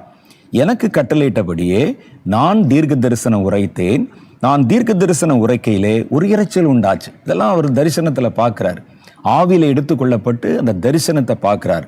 எலும்பு பள்ளத்தாக்கல நான் சொல்லுகிற வார்த்தையை சொல்லுன்னு சொல்லும்போது ஒரு பெரிய இரைச்சல் உண்டானது. அப்போ நான் தீர்க்க தரிசனம் உரைக்கையில் ஒரு இரைச்சல் உண்டாயிற்று, ஒரு அசைவு உண்டாகி ஒவ்வொரு எலும்பும் தன் தன் எலும்போடே சேர்ந்து கொண்டது. இப்ப அந்த எலும்பு செதறி தனித்தனியா இருக்குது. எந்த எலும்பு யாருடைய எலும்புன்னு யாருக்குன்னு தெரியாது. ஆனா இந்த வார்த்தை, அதான் கர்த்தருடைய வார்த்தை. கர்த்தருடைய வார்த்தை உருவாக்கும் வல்லமை உள்ளது. கர்த்தருடைய வார்த்தை இணைக்கும் வல்லமை உள்ளது. கர்த்தருடைய வார்த்தை காணாமல் போனவைகளை கண்டுபிடிக்கக்கூடிய ஆற்றல் நிறைந்தது. இப்ப இந்த எலும்புகள் என்ன ஆகுதுன்னு கேட்டா, தன் தன் எலும்போடே வந்து அது சேர்ந்து கொண்டது. நான் பார்த்து கொண்டிருக்கையிலே இதோ அவைகளின் மேலே நரம்பும், பாருங்க, வெறும் எலும்பு மாத்திரம் இல்ல, அதை கர்த்தர் சீர்படுத்துகிறார். நான் ஏற்கனவே சொன்னேனே, முதல்ல அவைகளை ஒருங்கிணைப்பார், அடுத்து சீர்படுத்துவார். வெறும் எலும்பு கூட எந்திரிச்சா என்ன செய்ய போகுது? அதனால அவைகளின் மேலே நரம்புகளும் மாம்சமும் உண்டாயிற்று. மேற்புறம் எங்கும் தோலினால் மூடப்பட்டது, ஆனாலும் அவைகளிலே ஆவி இல்லாதிருந்தது. அப்பொழுது அவர் என்னை பார்த்து, நீ ஆவியை நோக்கி தீர்க்க தரிசனம் உரை, மனுபுத்திரனே நீ தீர்க்க தரிசனம் உரைத்து ஆவியை நோக்கி கர்த்தராகிய ஆண்டவர் உரைக்கிறது என்னவென்றால், ஆவியே நீ காற்று திசை 4 இருந்து வந்து கொலையுண்ட இவர்கள் உயிரடையும்படி இவர்கள் மேல் ஊது என்றார். எனக்கு கற்பிக்கப்பட்டபடியே நான் தீர்க்க தரிசனம் உரைத்தேன். அப்பொழுது ஆவி அவர்களுக்குள் பிரவேசிக்க அவர்கள் உயிரடைந்து காலூன்றி மகா பெரிய சேனையாய் நின்றார்கள். ஆள் மாதிரி நிற்கிறாங்க, எந்திரிச்சிட்டாங்க. எந்திரிச்சு நடக்க ஆரம்பிக்கிறாங்க, பார்க்க ஆரம்பிக்கிறாங்க.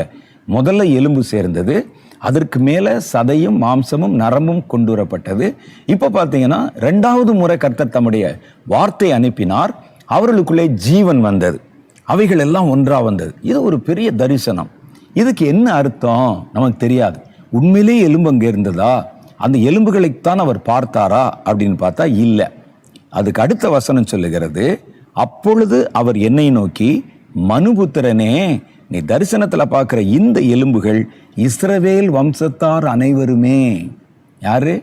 இந்த கோத்திரம் காணாம போச்சு இல்ல, இஸ்ரவேல் வம்சம் என்றால் அதுல 10 கோத்திரம் இருந்ததே. அந்த 10 கோத்திரம் காணப்படாமல் போன கோத்திரம் இவைகள் தான் அந்த எலும்புகள், நீ பார்த்தவைகள். அவர்கள் எங்கள் எலும்புகள் உலர்ந்து போயிற்று. அப்ப எலும்பா கிடந்ததுன்னா அதுக்கு ஐடென்டிட்டி கிடையாது, நமக்கு அடையாளம் கண்டுபிடிக்க முடியாது. ஒரு எலும்பை பார்த்து இவர் யாரு சொல்ல முடியாது நமக்கு. கை ஒரு பக்கம், கால் ஒரு பக்கம், இடுப்பெலும்பு ஒரு பக்கம், நெஞ்செலும்பு ஒரு பக்கம், இதெல்லாம் கிடக்கும் போது அது யாருடைய எலும்புன்னு யாருக்கு தெரியும்? இன்னைக்கு அதே சூழ்நிலை தான் அந்த இஸ்ரவேலர்கள் இருக்கிறாங்க. யார் என்று அவர்களுக்கே தெரியாது, இது எங்க இருக்கிறது தெரியாது. அப்ப கர்த்தர் இப்ப சீக்கிரம் தம்முடைய ஒரு வார்த்தை அனுப்புவார். அந்த வார்த்தை உலகமெங்கும் தன்னுடைய அடையாளத்தை இழந்து போய் தாங்கள் யாரென்றே தெரியாமல் இருக்கிற 12 கோத்திர அல்லது 10 கோத்திரத்தை சேர்ந்த அந்த இஸ்ரவேல் புத்திரர் உணர்வடைந்து தேவனுடைய ஆவினால கூட்டி சேர்க்கப்பட போகிறார்கள் என்பதை கர்த்தர் நமக்கு முன்னறிவித்திருக்கிறார். அது நடந்துருச்சான்னு கேட்டா நடக்கல. ஏன்னா இந்த தீர்க்க தரிசனம் உரைக்கப்பட்ட காலத்துல அவர்கள் சிதறி போய்விட்டார்கள், காணாமல் போயிட்டாங்க. இவர்கள் மறுபடியும் கூடிக்கொண்டு வருவது நடக்கும் அப்படின்னு கர்த்தர் பேசினார். சரித்திரத்துல நீங்க அதுக்கு பிறகு வந்த காலங்கள்ல பார்த்தா இந்த 10 கோத்திரம் இன்றைக்கு வரைக்கும் கண்டுபிடிக்கப்படவில்லை. வசனத்துல கண்டுபிடிக்கப்படுவார்கள் என்று இருக்கிறது.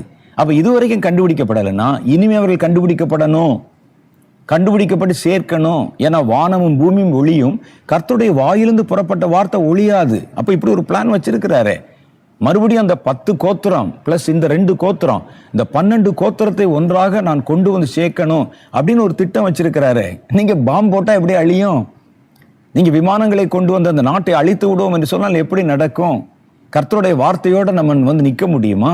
கர்த்தர் இங்க இருக்கிற யூதர்களை மாத்திரமல்ல, காணாமல் போன இஸ்ரவேலர்களையும் கர்த்தர் மறுபடியும் கூட்டி சேர்ப்பதற்கு ஒரு திட்டம் வைத்திருக்கிறார். அப்ப அதைத்தான் அவர் சொல்றாரு, எங்கள் எலும்புகள் உலர்ந்து போயிற்று, எங்கள் நம்பிக்கை அற்று போயிற்று, நாங்கள் அறுப்புண்டு போகிறோம் என்கிறார்கள். ஆகையால் நீ தீர்க்க தரிசனம் உரைத்து அவர்களோடே சொல்ல வேண்டியது என்னவென்றால், கர்த்தராகிய ஆண்டவர் உரைக்கிறார், இதோ என் ஜனங்களே, நான் உங்கள் பிரேத குழிகளை திறந்து உங்களை பிரேத குழிகளிலிருந்து வெளிப்படவும் உங்களை இஸ்ரவேல் தேசத்துக்கு கொண்டு வரவும் பண்ணுவேன். அப்ப அவங்க வரணுமே, இப்ப இதுவரைக்கும் வரலையே. 1948 யூதர்கள் தானே வந்திருக்கிறாங்க, மற்ற கோத்திரத்தார் வரலையே. அவங்க எங்க இருக்காங்க அவங்களுக்கே தெரியலையே. ஆனா அவங்க கொண்டு வருவேன் என்று கர்த்தர் சொல்லி இருக்கிறாரே, அது நடக்கணுமே. அப்ப இந்த திட்டம் கண்டிப்பாக சீக்கிரம் நடக்கணும். அது வரைக்கும் இந்த இனம் ஒழிந்து போகாது. யாரும் ஒழிப்பதற்கு முயற்சி பண்ணாலும் அது நடக்காது. இதெல்லாம் தாண்டி கொண்டு கர்த்தருடைய வருகையும் வந்து விடாது. இது நடக்காம எப்படி கர்த்தருடைய வருகை வரும்? சிலர் சொல்றாங்க கர்த்தர் வந்து நின்னுட்டாரு அந்த அந்த மலையில, இந்த யுத்தம் தான் கடைசி யுத்தம், இதோட வந்து முடிந்து விட முடியாது. அப்ப இதெல்லாம் நடக்க வேண்டிய இவ்வளவு விஷயம் இருக்கே, எப்ப நடக்கும் இது? நான் என் ஆவியை உங்களுக்குள் வைப்பேன், நீங்கள் உயிரடைவீர்கள், நான் உங்களை உங்கள் தேசத்தில் வைப்பேன், அப்பொழுது நான் கர்த்தர் என்று அறிந்து கொள்வீர்கள், இதை சொன்னேன், இதை செய்வேன் என்று கர்த்தர் உரைக்கிறார் என்று சொல் என்றார். அப்ப இது ஒரு ப்ராஜெக்ட் இருக்குது. காணாமல் போன இஸ்ரவேலர்கள் முதல்ல கண்டே பிடிக்கப்படல, அவர்களை கர்த்தருடைய வார்த்தை கூட்டி சேர்க்கும், அவர்களை கர்த்தருடைய ஆவி நிரப்பும், அவங்க மறுபடியும் உணர்வடைந்து இந்த தேசத்துக்கு கொண்டு வரப்படுவார்கள். இந்த ஒரு பெரிய ப்ராஜெக்ட் பெண்டிங்ல இருக்கு, நடக்கணும். அதுக்கு முன்னால் இதெல்லாம் நடக்காது. ஏன் சொல்றேன்னா, பல செய்திகளை கேட்டு நீங்க குழம்பிடக்கூடாது. என்ன நடக்கும் என்பதை நம்ம தெளிவா தெரியணும். 2வது காரியம் பாருங்க, இஸ்ரவேலர்கள், இன்னைக்கு நம்ம பார்க்குற இஸ்ரவேலர்கள் கிறிஸ்தவர்கள் அல்ல. நான் ஏற்கனவே சொன்ன மாதிரி அவர்கள் கிறிஸ்தவத்துக்கு எதிரானவர்கள். கிறிஸ்தவ பற்றி நீங்க பேசுனீங்கன்னா அவர்களுக்கு அவ்வளவு கோபம் வரும். அவர்கள் இயேசுவை சிலுவை ஏற்றுக்கொள்ள மாட்டாங்க. அவர்கள் இயேசுவை மேசியாவாக இன்னும் ஒத்துக்கொள்ளவில்லை. ஏன்னா மேசியானா எங்களுக்காக வந்து சண்டை போடுவாரு, அவர்கள் தேசத்தை வாங்கி எங்க கையில சுதந்திர தேசமா கொடுப்பார் என்பதுதான் எங்களுடைய நம்பிக்கை. அப்ப இவர் மேசியா இல்லை என்பது அவர்களுடைய இன்னைக்கு வரைக்கும் இருக்கிற நம்பிக்கை. ஒருவேளை கிறிஸ்தவர்கள் நம்ம போனா கூட ஒரு தொழில் நிமித்தமாக அந்த நாட்டை சுற்றி பார்க்குறோங்கிறதுக்காக வேணா நம்ம கொண்டு போய் காட்டுவாங்க இல்லையா, உண்மையிலே அவருடைய மனதில் கிறிஸ்தவர்கள் மேலே ஒரு வன்மம் இருக்கிறது. அதை நம்ம நல்லா தெளிவாக தெரிந்து கொள்ள முடியும். அப்போ அவர்கள் கிறிஸ்தவர்கள் அல்ல. ஆனால் கர்த்தர் சொல்றாரு, இவர்கள் நடுவில் ஒரு ரட்சிப்பின் எழுப்புதல் நடக்கும். எல்லா இஸ்ரவேல் கோத்திரத்தின் நடுவிலும் யூதர்கள் நடுவிலும் ஒரு ரட்சிப்பின் எழுப்புதல் நடக்கும். அது நடந்திருக்கான்னு பார்த்தா இதுவரைக்கும் நடக்கலை. 1-2 யூத கிறிஸ்தவர்கள் இருக்கிறாங்க, நாங்கள் பார்த்துருக்கிறோம். அவர்கள் தங்களை கிறிஸ்தவர்கள் என்று சொல்லி கொண்டாலும் யூத பாரம்பரியத்தையும் கடைப்பிடிப்பாங்க, கிறிஸ்தவ மத கொள்கைகளையும் இயேசுவையும் அவர்கள் சொல்லி ஜெபம் பண்ணுவாங்க. இப்படிதான் நம்ம நிறைய கிறிஸ்தவர்களை நான் பார்த்துருக்கிறேங்க. அப்போ இந்த யூத கிறிஸ்தவர்கள் இருக்கிறாங்க. ஆனால் வசனத்தில் சொல்ற மாதிரி அவர்கள் ஒரு பெரிய கூட்டமாக ரட்சிக்கப்பட்டு எழுப்புதல் அடையவில்லை. எழுப்புதல் அடைவாங்களா? அடைவார்கள் என்று வேதம் சொல்லுகிறது. ரோமருடைய புஸ்தகம் 11வது அதிகாரம் 25, 26 ஆகிய வசனங்களை வாசித்து பார்த்தா, மேலும் சகோதரரே, நீங்கள் உங்களையே புத்திமான்கள் என்று எண்ணாதபடி ஒரு ரகசியத்தை நீங்கள் அறிய வேண்டும் என்று இருக்கிறேன். இது ஒரு சீக்ரெட். ஒரு ரகசியத்தை நீங்கள் அறிய வேண்டும் என்று இருக்கிறேன். அது என்னவெனில், புறஜாதிகளுடைய நிறைவு உண்டாகும் வரைக்கும் இஸ்ரவேலர்ல ஒரு பங்குக்கு கடினமான மனதுண்டாகியிருக்கும். இந்த பிரகாரமாய் இஸ்ரவேலர் எல்லோரும் ரட்சிக்கப்படுவார்கள். பார்த்தீங்களா வார்த்தை? இஸ்ரவேலர்கள் எல்லோருமே ரட்சிக்கப்பட போறாங்க. அது கர்த்தருடைய வேதத்துல குறிக்கப்பட்டிருக்கிறது. அது நடக்கும் அப்படின்னு சொல்றாங்க. இன்னைக்கு இன்னும் அது நடக்கல. யூதர்கள் இயேசுவை ஏற்றுக்கொள்ளல. ஆனா கர்த்தர் சொல்றாரு அது நடக்கும். அதைத்தான் நம்ம யூதாவில் நடக்கிற எழுப்புதல் என்று சொல்லுகிறோம். கடைசி கால எழுப்புதலை பற்றி நிறைய செய்தி நம்ம பேசியிருக்கிறோம். முதல் எழுப்புதல் இந்தியாவில் ஆரம்பிக்கும் கடைசி காலத்துல.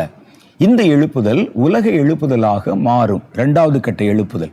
3வது இந்த எழுப்புதல் இஸ்ரவேல் தேசத்துக்குள்ள தேவனுடைய பிள்ளைகளால கொண்டு போகப்பட்டு அந்த தேசத்திலையும் ஒரு எழுப்புதல் உண்டாகும். இதைத்தான் கர்த்தருடைய வேதம் சொல்லுது. இவர்கள் இஸ்ரவேலர்களுக்கு நடுவில், யூதர்களுக்கு நடுவில் ஒரு ரிவைவல் உண்டாகும். அவர்கள் இயேசுவை ஏற்றுக்கொள்வாங்க. இயேசுவை ஏற்றுக்கொண்டு அவரை ஆராதிக்க ஒரு பெருங்கூட்டமாக கிறிஸ்தவர்களாக அவங்க மாறுவாங்க. இதுதான் அங்க சொல்ற, ரட்சிக்கப்படுவார்கள் என்று சொல்லுகிறார். அப்ப ரோமர் 11வது அதிகாரம் 31வது வசனத்துல சொல்லும்போது இவங்க எப்படி ரட்சிக்கப்படுவாங்க அப்படின்னு ஒரு காரியம் சொல்றார். அவங்களா கேட்டு ஜோம் பண்ணி கர்த்தர் சீனாயிலே தன்னை வெளிப்படுத்தின மாதிரி இவர்களுக்கு வெளிப்படுத்துவாரான்னு கேட்டா இல்லை. இவர்கள் எப்படி சந்திக்கப்படுவார்கள் என்றால், புறஜாதிகள் மூலமாக சுவிசேஷத்தை அவர்கள் பெறுவார்கள். ஒரு புறஜாதி கூட்டம், அது இந்தியர்களாக இருக்கலாம், யாரா இருக்கலாம், நமக்கு தெரியல. அவர்கள் மூலமாக சுவிசேஷத்தை அவர்களுக்கு கொண்டு போகப்பட்டு இவர்கள் மூலமாக ரட்சிக்கப்பட போறாங்க. வேதத்துல ஒரு காலத்துல சொல்லப்பட்டது, ரட்சிப்பு யூதர் வழியாக வருகிறது. ஆனால் அந்த யூதர்களுக்கு ரட்சிப்பு புறஜாதிகள் வழியாக வருகிறது. கர்த்தருடைய வேதத்துல சொல்லுது பாருங்க, ரோமர் 11வது அதிகாரம் 31வது வசனத்துல, ஆதலால் நீங்கள், அதாவது இந்த புறஜாதிகளாய் இருந்த நம்மை கிறிஸ்தவர்களை பார்த்து சொல்றாங்க, ஆதலால் நீங்கள் முற்காலத்திலே தேவனுக்கு கீழ்ப்படியாதிருந்து இப்பொழுது அவர்களுடைய கீழ்ப்படியாமையினால, யூதர்கள் கீழ்ப்படியாம போனதுனால இரக்கம் பெற்றிருக்கிறதை போல, அவங்க அந்த சுவிசேஷத்துக்கு கீழ்ப்படியாம போனதுனால அந்த சுவிசேஷம் புறஜாதிகளான நமக்கு வந்ததை போல அவர்களும் இப்பொழுது கீழ்ப்படியாமல் இருந்து, யூதர்களும் இப்ப கீழ்ப்படியாமல் இருந்து உங்களுக்கு கிடைத்த இரக்கத்தினாலே இரக்கம் பெறுவார்கள். அப்ப நமக்கு எப்படி இந்த இரக்கம், ரட்சிப்பின் இரக்கம் கிடைச்சதுன்னா, யூதர்களுக்கு கர்த்தர் கொடுத்த ரட்சிப்பின் திட்டம், அவர்கள் அந்த வார்த்தைக்கு கீழ்ப்படியாம போனதுனால புறஜாதிகளான நமக்கு அந்த இரக்கம் கிடைத்தது. ஒரு ராஜா திருமணத்துக்கு ஆட்கள் அழைத்தான், அழைக்கப்பட்டவர்கள் வரல, வெளியே ரோட்ல இருக்கிறவனை புறஜாதிகளை அழைத்து பந்தியை நிரப்பினான். அதே போல கர்த்தர் இந்த ரட்சிப்பின் திட்டத்தை யூதர்களுக்கு கொடுக்க, அவர்கள் அந்த வார்த்தைக்கு கீழ்ப்படியாம போனதுனால நமக்கு அந்த இரக்கம் கிடைத்தது. எப்படி அவங்க விட்டதுனால அது கிடைச்சதோ அதே மாதிரி நமக்கு கிடைத்த இந்த இரக்கமாகிய ரட்சிப்பினாலே, இந்த இரக்கத்தினாலே அவர்கள் இரக்கம் பெறுவார்கள். அப்படின்னா என்ன அர்த்தம்? புறஜாதிகள் மூலம்தான் இனி அவர்கள் சுவிசேஷம் கேள்விப்பட போறாங்க. சுவிசேஷத்தை கேள்விப்பட்டு ரட்சிப்படைய போகிறார்கள். இஸ்ரவேலர் எல்லோரும் ரட்சிக்கப்படுவார்கள் என்று எழுதப்பட்டிருக்கிறது.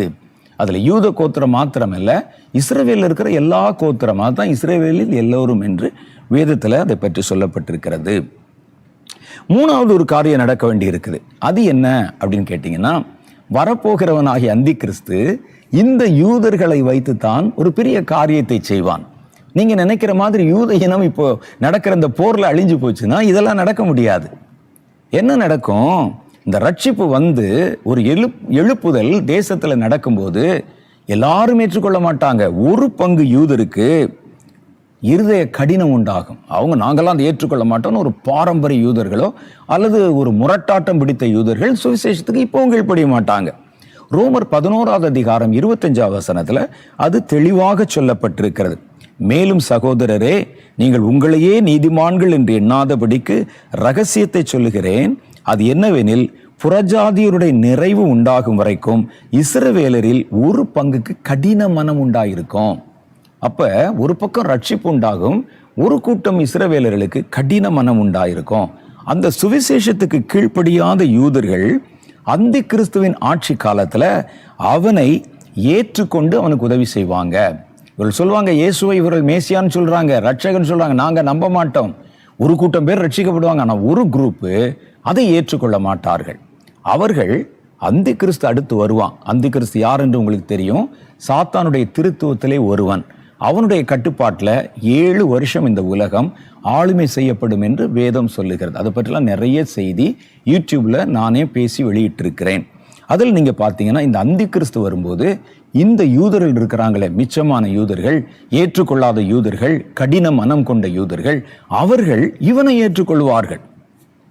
இயேசுவ மேசியா ஏற்றுக்கொள்ளல, இவனை ஏற்றுக்கொள்வார்கள். வேதத்தில் இயேசு வாழ்ந்த காலத்தில் யோவான் சுவிசேஷம் 5வது அதிகாரம் 43 இயேசு ஒரு காரியத்தை தீர்க்க தரிசனமாக சொன்னார். அவர் என்ன சொன்னார் தெரியுமா? யோவான் 5:43 நான் என் பிதாவின் நாமத்தினாலே வந்திருந்தும் நீங்கள் என்னை ஏற்றுக்கொள்ளவில்லை. என்னை அனுப்பினது பிதா, அதுக்கு எவ்வளோ சாட்சி இருக்குது. நான் பிதாவின் நாமத்திலே பூமிக்கு வந்தேன், என்னை ஏற்றுக்கொள்ளல. வேறொருவன் தன் சுயநாமத்திலே வருவான், அதான் வரப்போகிற அந்தி கிறிஸ்து, அவனை நீங்கள் ஏற்றுக்கொள்வீர்கள் என்றார். அப்ப ஒரு அந்தி கிறிஸ்து வரும் பொழுது, போலி மேசியா வரும்போது அவனை ஏற்றுக்கொள்ளவாவது ஒரு கூட்டம் யூதர் இருக்கணுமே. அங்க அது எப்படி யூதர்கள் அழிந்துருவாங்க? இப்போ நடக்கிற போர்ல எப்படி யூதய தேசம் இல்லாம போயிடும்? அப்ப இவர்கள் அவனை ஏற்றுக்கொள்வார்கள். தன் சுய நாமத்திலே வருவான், பல காரியங்களை வச்சு ஜெயித்து பல தேசங்களை பிடித்து தன்னை பலவானாய் காட்டிக் கொள்வான். இவங்க அப்படியே அவனை சப்போர்ட் பண்ணுவாங்க. இவர்களுடைய துணையில தான் தன் ஆட்சியை அவன் பலப்படுத்துவான். ஏன்னா யூதர்கள் உங்களுக்கு தெரியும், ஞானத்திலும் விஞ்ஞானத்திலும் நல்ல அறிவிலும் பலத்திலும் ரொம்ப சிறப்பானவர்கள். அப்ப அதனால இவர்களுடைய ஞானத்தை பயன்படுத்தி கொண்டு அவன் தான் விரும்பின காரியத்தை இந்த பூமியில சுலபமாய் செய்வான். அவருடைய ஆட்சி காலம் 7 வருஷம். அதுல முதல் 3.5 வருடம் இந்த யூதர்கள் அவனுக்கு ஆதரவாக இருப்பாங்க. அவன் அப்ப சொல்லுவான், இடிந்து போன தேவாலயத்தை நான் மறுபடியும் உங்களுக்கு கட்டி கொடுப்பேன், என்னால முடியும், நான் பலவான் அப்படின்னு சொன்னபோது அதை நம்பி இவர்தான் மேசியா என்று அவனை ஏற்றுக்கொண்டு அவன் சொன்னதெல்லாம் செய்வார்கள். அப்படிப்பட்ட காலகட்டத்தில் 3.5 வருஷத்துக்குள்ள அந்த எருசலேம் தேவாலயத்தை மறுபடியும் அவன் கட்டி விடுவான். கட்டி முடிச்ச பிறகு இவன் என்ன செய்வான் அப்படின்னு கேட்டா, அவன் இந்த எருசலேம் தேவாலயத்துல தன்னை கடவுள் போல வந்து உட்கார்ந்து என்னை ஆராதனை செய்யுங்கள், நான் மேசியா என்பான். யூதர்களை பொறுத்தளவுல மேசியா என்பவர் தங்களுடைய விடுதலைக்கு பாடுபடுகிறவர், தங்கள் தேசத்தை மீட்டு கொடுக்கிறவர், அவரைத்தான் மேசியான்னு சொல்லுவாங்க. ஆனால் அவர்களை பொறுத்தளவில் ஆராதனைக்குரியவர் அல்ல. அவங்க மேசியான்னு சொல்ற நாட்டை மீட்டு கொடுப்பாங்கன்னு சொல்றாங்க. நம்ம மேசியான்னு சொல்ற கிறிஸ்து நம்முடைய வாழ்க்கையை மீட்டு நமக்கு கொடுத்திருக்கிறார், அதான் முக்கியம். அப்ப இவங்க அந்த நாட்டை மீட்டு கொடுப்பாங்கன்னு சொல்லி எதிர்பார்த்துட்டு இருந்தா அவர் ஆராதனைக்குரியவராக இவர்கள் கருத மாட்டார்கள். இவன் ஆலயத்தை கட்டி முடிச்சு ஆலயத்துல போய் உட்கார்ந்துருவான். உட்கார்ந்து என்னை நீங்கள் ஆராதனை செய்யுங்கள் என்று அவர்களை வற்புறுத்துவான். வேதத்தில் அதை பற்றி சொல்லுது பாருங்க. 2 தெசலோனிக்கேயர் புஸ்தகம் 2வது அதிகாரம் 3-4 ஆகிய வசனங்கள். எவ்விதத்தினாலும் உங்களை மோசம் போக்காதபடி எச்சரிக்கையாயிருங்கள். இப்ப நிறைய பேர் இப்படி வந்து இயேசு வந்துட்டாரு, அவ்வளவுதான் முடிஞ்சுன்னு சொல்லுவாங்க. யாரும் உங்களை மோசம் போக்காதபடி எச்சரிக்கையாயிருங்க. ஏன்னா விசுவாச துரோகம் முந்தி நேரிட்டு கேட்டின் மகனாகிய பாவ மனுஷன் அந்தி கிறிஸ்துவ, இந்த அந்தி கிறிஸ்து வெளிப்பட்டால் ஒழிய அந்த நாள் வராது. அப்ப அவன் வெளிப்படணும், இன்னும் வெளிப்படலையே, அதுக்குள்ள எப்படி இயேசுனுடைய வருகை வரும்? அப்ப அந்த நாள் வராது. அவன் யாரு? அந்த பாவ மனுஷனாகிய அந்தி கிறிஸ்து எதிர்த்து நிற்கிறவனாகவும், தேவன் எனப்படுவது எதுவோ, ஆராதிக்கப்படுவது எதுவோ அவை எல்லாவற்றுக்கு மேலாக தன்னை உயர்த்துகிறவனாயும், தேவனுடைய ஆலயத்தில் தேவன் போல உட்கார்ந்து தன்னை தேவன் என்று காண்பிக்கிறவனாகவும் இருப்பான். பாருங்க, தேவ ஆலயம் என்று போட்டிருக்கு. அப்ப அந்த ஆலயம் கட்டப்படணும், இன்னும் அந்த ஆலயத்தில் அவன் தன்னை கடவுளாக உயர்த்தப்படணும், அவனுக்கு இந்த யூதர்கள் உதவி செய்யணும். இவ்வளவு பிளான் இருக்கு அவங்கள பத்தி வேதத்துல. அப்ப அதுக்குள்ள எப்படி குண்டு போட்டு எப்படி அழிச்சிருவாங்க? அதுக்குள்ள எப்படி இயேசு வந்துருவாரு? இந்த சீனெல்லாம் நடக்காம எப்படி இயேசுனுடைய வருகை இருக்கும்? அடுத்த காரியம் பாருங்கள். இந்த இஸ்ரவேல் கோத்திரத்தார் இருந்தாங்கல்ல, இந்த இஸ்ரவேல் கோத்திரத்தார்ல அவர்கள் ரட்சிக்கப்பட்டு கர்த்தருடைய ஊழியக்காரர்கள் எழுந்திருப்பார்கள். அதான் அதுல முக்கியம்.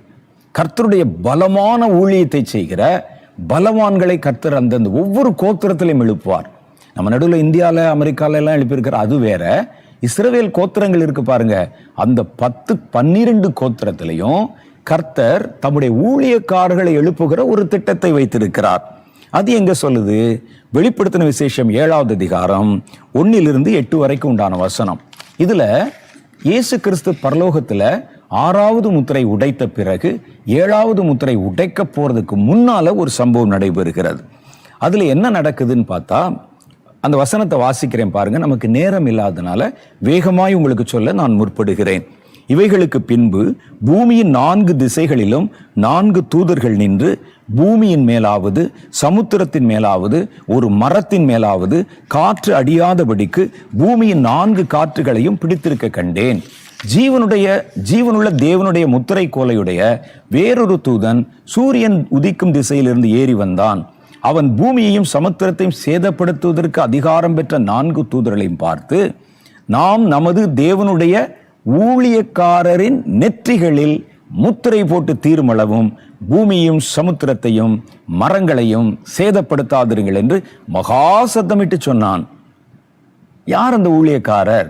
நம்ம சொல்லுவாங்க எங்க சபையில உங்க சபை, அப்படி இல்லை, போட்டிருக்கு பாருங்க, யார் அந்த ஊழியக்காரர். அப்ப இந்த ஊழியக்காரர்கள் முதல்ல எழும்பணும், அவர்கள் எழுப்பி ஊழியம் செய்யணும். அப்படி செய்யும் போது இந்த முத்திரை கோலையுடன் வந்து உங்களுக்கு முத்திரை போடுறாங்க. முத்திரை போடப்பட்டவர்களின் தொகையை சொல்ல கேட்டேன். இஸ்ரவேல் புத்திரருடைய சகல கோத்திரங்களிலும் முத்திரை போடப்பட்டவர்கள் 1,44,000 பேர்.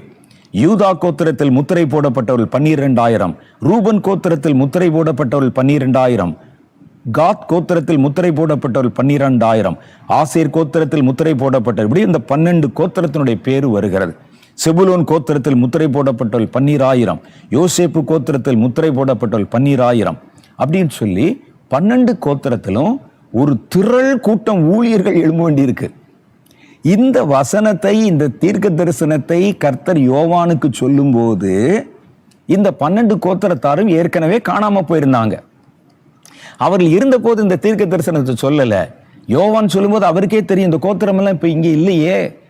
கோத்திரத்தை கண்டுபிடிக்கிறது பெருசு. அந்த கோத்திரத்துல பலமான ஊழியக்காரர்கள் 1,44,000 பேரை கர்த்தர் எழுப்ப போகிறார்.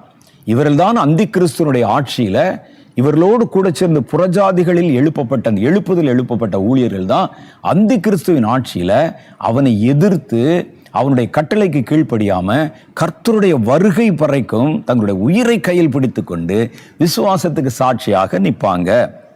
கடைசியா ஒரு காரியம் பாருங்க, இஸ்ரவேலர்கள், இந்த இஸ்ரவேலர்கள் கூட்டி சேர்க்கப்பட்டு ஒரே ராஜ்யமாவார்கள். 1000 வருட அரசாட்சி வரும்போது 2 ராஜ்யமா பிரிஞ்சிருந்துச்சே, கர்த்தர் சொல்றாரு இவர்களை கூட்டி சேர்த்து ஒரே ராஜ்யமாக்குவேன் அப்படின்னு சொல்லி ஒரே ராஜ்யமாக்கித்தான் நான் அந்த எருசலேமிலே ராஜாவாய் வீற்றிருப்பேன். எசேக்கியேல் 37வது அதிகாரம் 21 சில வசனங்கள். நீ அவர்களை நோக்கி, கர்த்தராகிய ஆண்டவர் உரைக்கிறது என்னவென்றால், இதோ நான் இஸ்ரவேல் வம்சத்தாரை அவர்கள் போயிருக்கும் சகல ஜாதிகளிடத்திலிருந்தும் அழைத்து சுற்றிலுமிருந்து அவர்களை சேர்த்து அவர்களை அவர் சுய தேசத்திலே கொண்டு வர பண்ணி அவர்களை இஸ்ரவேலின் மலைகளான தேசத்துல ஒரே ஜாதியாக்குவேன். ஒரே ராஜா அவர்கள் எல்லாருக்கும் ராஜாவாக இருப்பார். இனி அவர்கள் 2 ஜாதியா இருப்பதில்லை. அப்ப இப்ப போயிருக்கிறது ஒரு தேசத்து ஆட்கள் தான் உள்ள போயிருக்காங்க. நான் சொல்ற புரியுதா? அந்த தென் தேசம் அதான் இப்ப இருக்கிறாங்க. கர்த்தர் சொல்றார் வட தேசம் இருக்கேன், அதையும் கொண்டு வருவேன், அந்த 12 இணைத்து ஒரே தேசமாக்குவேன், அதன் மேலே நான் ராஜாவா இருக்கிறேன். அப்போ அவர் சொல்லுகிறார் 2 ராஜ்யங்களாக இனிமேல் அவர்கள் பிரிவதில்லை, 2 ஜாதிகளாக அவர்கள் இருப்பதும் இல்லை, அவர்கள் இனி 2 ராஜ்யங்களாக பிரிவதும் இல்லை. அப்ப இந்த தெரிந்து கொள்ளப்பட்டவர்களாம் கர்த்தர் கூட்டுவாராம் அவருடைய வருகையில. அப்ப அதுக்கு முன்னால் அவர்கள் உயிர்ப்பிக்கப்படணும், அதுல ஊழியக்காரர்கள் எழும்பணும், அவர்களெல்லாம் கர்த்தர் கூட்டி சேர்க்கணும், யூதர்கள் நடுவிலே ஒரு எழுப்புதல் வரணும், அது ஒரு பெரிய அளவு எழுப்புதலாக இருக்கணும். இதெல்லாம் வைத்து கடைசியில் இந்த ராஜ்யத்தின் மேல இயேசு பட்டம் கட்டி கொள்ள வேண்டும். இவர்கள் எல்லாம் அதே நகரத்துல அதே ஊர்ல கொண்டு வந்து சேர்த்து அவர்களை ஒரே தேசமாக அவர் ஆளுகை செய்ய போகணும். இவ்வளோ பெரிய திட்டம் அவர் வச்சிருக்கிறார். இப்ப நடக்கிற ஒரு போர் எப்படி இந்த திட்டத்தெல்லாம் அவமாக்க முடியும்? எப்படி இந்த தேசம் அழிந்து போக முடியும்? இயேசு வரும்போது பாருங்கள், தெரிந்து கொள்ளப்பட்டவர்கள் ஆங்காங்கே இருப்பாங்க, எல்லாரையும் அவர் கூட்டி சேர்ப்பார். மத்தேயு சுவிசேஷம் 24வது அதிகாரம் 31 சொல்லுது, வலுவாய் துணிக்கும் எக்கால சத்தத்தோட அவர் தமது தூதர்களை அனுப்புவார், அவர்கள் அவரால் தெரிந்து கொள்ளப்பட்டவர்களை வானத்தின் ஒரு முனை முதற்கொண்டு மறுமுனை மட்டும் 4 திசைகளிலும் கூட்டி சேர்ப்பாங்க. இப்படிதான் கூட்டி சேர்ப்பாங்க. அப்ப இவ்வளவு பெரிய பிளான், இவ்வளவு பெரிய திட்டம், அடுத்தடுத்து நடக்க வேண்டிய காரியம் இருக்கு. இதெல்லாம் ஒண்ணுமே இன்னும் நடக்கல. அதுக்குள்ள இயேசு வந்து விட்டார். அதுக்குள்ள இந்த போரோடு வந்து இஸ்ரேல் ஒளிந்துரு. இஸ்ரேல் எப்படி ஒளியும்? ஒரு சின்ன காரியத்தை சொல்றேன், ஒரு விளையாட்டா தான் சொல்றேன். இந்த எருசலேம், இந்த தேசம் 2 பேருக்குமே தேவைப்படுகிறது. சாத்தானுக்கு இது தேவைப்படுது. ஏன்னா அவன் அங்க ஆலயத்தை கட்டணும், அதன் மேல அவன் தேவன் போல தன்னை காண்பிக்கணும். எருசலேமைத்தான் அவர் மையமாக வைத்து, சாத்தான் வரும்போது எருசலேமைத்தான் அவன் மையமாக வைத்து தன்னுடைய ஆட்சியை நடத்துவான். அங்க வந்து அவன் தன்னுடைய சிங்காசனத்தை அங்க வைப்பான், அங்கே வந்து தேவன் போல உட்காருவான். அப்ப அவனுக்கு தேவைப்படுது அந்த ஊரு. இயேசு கிறிஸ்துவுடைய 2வது வருகை வரும் பொழுது அவர் இங்கேதான் தன்னுடைய ராஜ்யத்தை ஸ்தாபிப்பதாக 37வது அதிகாரம் எசேக்கியேல சொல்றாரு. 2 பேருக்குமே தேவைப்படும் போது எப்படி இந்த பட்டணம் அழிந்து போகும்? எப்படி இந்த இடம் அழிந்து போகும்? எந்த குண்டு போட்டு இதை அழிக்க முடியும்? அதனால நாம் இந்த மாதிரி காரியங்களை குறித்து பயப்படாம கர்த்தருடைய திட்டம் நிறைவேறுவதற்கு நம்ம ஜெபம் பண்ணணும். நாம் எதற்காக ஜெபம் பண்ணணும்னு சில காரியங்களை மாத்திரம் நான் உங்களுக்கு சொல்லுகிறேன். உங்களுக்கு முடிஞ்சா நீங்கள் அதை குறித்து வைத்துக் கொள்ளுங்கள். முதல் காரியம் பாருங்க, யூதர்களின் ரட்சிப்புக்காக நம்ம ஜெபிக்க வேண்டிய சில ஜெப குறிப்புகள். கிருபையினாலே உண்டாகும் தேவனுடைய அந்த தெரிந்து கொள்ளுதலினால் மீதியாய் வைக்கப்பட்ட பங்கானவர்கள், இந்த ஜனங்கள் இங்க காண போனாங்களே, அவங்க எல்லாம் வெளிப்படும்படிக்கு நம்ம ஜெபிக்கணும். அவங்கெல்லாம் ஜனங்களுக்கு நடுவில் கரைந்து மறைந்து போயிருக்காங்களே, அவர்களை கர்த்தர் வெளியே காட்டணும். அந்த வார்த்தை சீக்கிரமா வெளிப்படணும். அது வரும் பொழுது அவர்கள் எங்கெங்கு எந்தெந்த தேசத்திலெல்லாம் கரைந்து இருக்கிறாங்களோ அவங்க எல்லாம் கூட்டி சேர்க்கப்படும்படி முதல்ல அவர்கள் அடையாளம் காட்டப்படணும், எழுப்பப்படணும். அதற்காக நம்ம ஜெபிக்கணும். ரோமருடைய புஸ்தகம் 11வது அதிகாரத்துல 5வது வசனம் சொல்லுகிறது, அப்படி போல இக்காலத்திலேயும் கிருபையினால் உண்டாகும் தெரிந்து கொள்ளுதலுக்கு என்று ஒரு பங்கு மீதியா இருக்கிறது இஸ்ரவேல்ல. அந்த பங்கு யாரு? கர்த்தருடைய தெரிந்து கொள்ளுதலுக்காக வைத்திருக்கிற பங்கு யாரு? அவர்கள் எங்கே இருக்கிறாங்க? அவர்கள் சீக்கிரம் வெளிப்படுத்தப்படும்படி நீங்கள் அதற்காக ஜெபிக்கணும். 2வது காரியம் பாருங்க, தங்களை சுற்றிலும் தேவனுடைய இவ்வளோ கிரியைகள் நடக்கிறத பார்த்தோம். இவர்கள் உணர்ந்து கொள்ள முடியாதபடி ஒரு கனநித்திரையின் ஆவி அவர்களை மூடிக்கொண்டிருப்பதாக வேதம் சொல்லுகிறது. யார? யூதர்களை, இஸ்ரவேலர்களை. இவ்வளோ சண்டை நடக்குது, போராட்டம் நடக்குது, வேதத்துல தெளிவா எழுதியிருக்கு. நாம உட்கார்ந்து பாரப்பட்டு இருக்கோம். ஆனா அவர்களுக்கு அதை குறித்த எந்த உணர்வும் இல்லை. அவர்களை பிடித்திருக்கிற கனநித்திரையின் ஆவி அவர்களை விட்டு விலகும்படிக்காக யூதர்களுக்காக நீங்க ஜெபிக்கணும். ரோமருடைய புஸ்தகம் 11வது அதிகாரம் அதுல 8, 9, 10 ஆகிய வசனங்கள் சொல்லுகிறது, கனநித்திரையின் ஆவியையும் காணாதிருக்கிற கண்களையும் கேளாதிருக்கிற காதுகளையும் தேவன் அவர்களுக்கு கொடுத்தார் என்று எழுதியிருக்கிறபடி ஆயிற்று. அன்றியும் அவருடைய பந்தி அவர்களுக்கு சுருக்கும் கண்ணியும் இடறுதலுக்கான கல்லும் அவர்களுக்கு பதிலெடுத்துமாக இருக்க கடவுது. காணாதபடிக்கு அவருடைய கண்கள் அந்தகாரப்பட கடவுது. அவருடைய முதுகை எப்பொழுதும் குனிய பண்ணும் என்று தாவீதும் சொல்லியிருக்கிறானே. அந்த சாபம் அவர்கள் மேல இருக்குது. கனநித்திரையின் ஆவி. பக்கத்துல எவ்வளோ பேர் அங்க கிறிஸ்தவர்கள் வர்றாங்க அந்த நாட்டில், அவர்களுக்கு அந்த உணர்வு இன்னும் வரவில்லை. எவ்வளோ பேர் வந்து பார்க்குறாங்க, இவ்வளோ பேர் வந்து பார்க்குறாங்களே, நிறைய அந்த யூத கைடு இருக்கிறாங்க, அவர்களே வந்து சொல்றாங்க. ஆனால் பாருங்கள், கனநித்திரையின் ஆவி. பாப்பான், அவனுக்கு புரிந்து கொள்ள முடியாது. கேட்பான், என்னவென்று விளங்காது. அப்ப அப்படிப்பட்ட அவர்களை கூனும் கேட்கக்கூடாதபடி செவிடும் ஊமையும் குருடுமாக்குகிற ஒரு கனநித்திரையின் ஆவி யூதர்களை மூடி இருக்கிறது. அது அவர்களை விட்டு வெளியே போகணும். அதுக்காக நீங்க ஜெபம் பண்ணணும். 3வது காரியம் எதற்கு ஜெபம் பண்ணணும்னா, முதற் பலனான யூதர் தான் முதல் பலன். கர்த்தர் உலகத்துல என் ஜனம் என்று தேர்ந்தெடுத்து கொண்ட முதல் பலன் இஸ்ரவேலர்கள். இவர்கள் பரிசுத்தம் அடைவதற்காக ஜெபிக்கணும். ஏன்னா வேதம் சொல்லுகிறது, முதற் பலனாகிய மாவானது பரிசுத்தமாய் இருந்தால்தான் பிசைந்த மா, அதுக்கு பின்னால வந்த மாவெல்லாம் அனைத்தும் பரிசுத்தமாய் இருக்கும் என்று வேதம் சொல்லுகிறது. அவங்க பரிசுத்தம் அடையல, அவர்கள் அந்த தேவன் வைத்திருக்கிற திட்டத்துக்குள்ள வரலன்னா மற்றவர்கள் முழுமை அடையாதபடி ஒரு பெரிய குறைவாக அது இருக்கும். அதனால பிசைந்த மா முழுவதும் அது ஒரு குறையை சந்திக்க நேரிடும். அதனால நம்ம என்ன செய்யணும்னா, இந்த முதல் பலனாகிய மாவாகிய இஸ்ரவேலர்கள் கர்த்தருடைய ஆவியினாலே பரிசுத்தமாக்கப்படணும். அவர்கள் மேலே கர்த்தர் சுத்த ஜலத்தை தெளிக்கணும். எசேக்கியேல் 37 படித்து பாருங்க. நான் அவர்கள் மேலே சுத்த ஜலத்தை தெளித்து அவர்களை பரிசுத்தமாக்கி அப்படின்னு சொன்னாரே, அதெல்லாம் நடக்கணும். அப்படி நடக்க வேண்டும் என்பதற்காக நீங்க ஜெபிக்கணும். ரோமர் 11:16 அதான் சொல்லுது. மேலும் முதல் பலனாகிய மாவானது பரிசுத்தமாயிருந்தால் பிசைந்த மா முழுவதும் பரிசுத்தமாயிருக்கும். வேறானது பரிசுத்தமாயிருந்தால் கிளைகளும் பரிசுத்தமா இருக்கும். நம்மெல்லாம் கிளைகள், அவர்கள் வேர் என்று சொல்லியிருக்கு. அந்த வேர் முதல்ல பரிசுத்தமாக்கப்படணும். கர்த்தருடைய வாக்குத்தத்தம் இருக்கு, நான் அவர்களை பரிசுத்தமாக்குவேன்னு.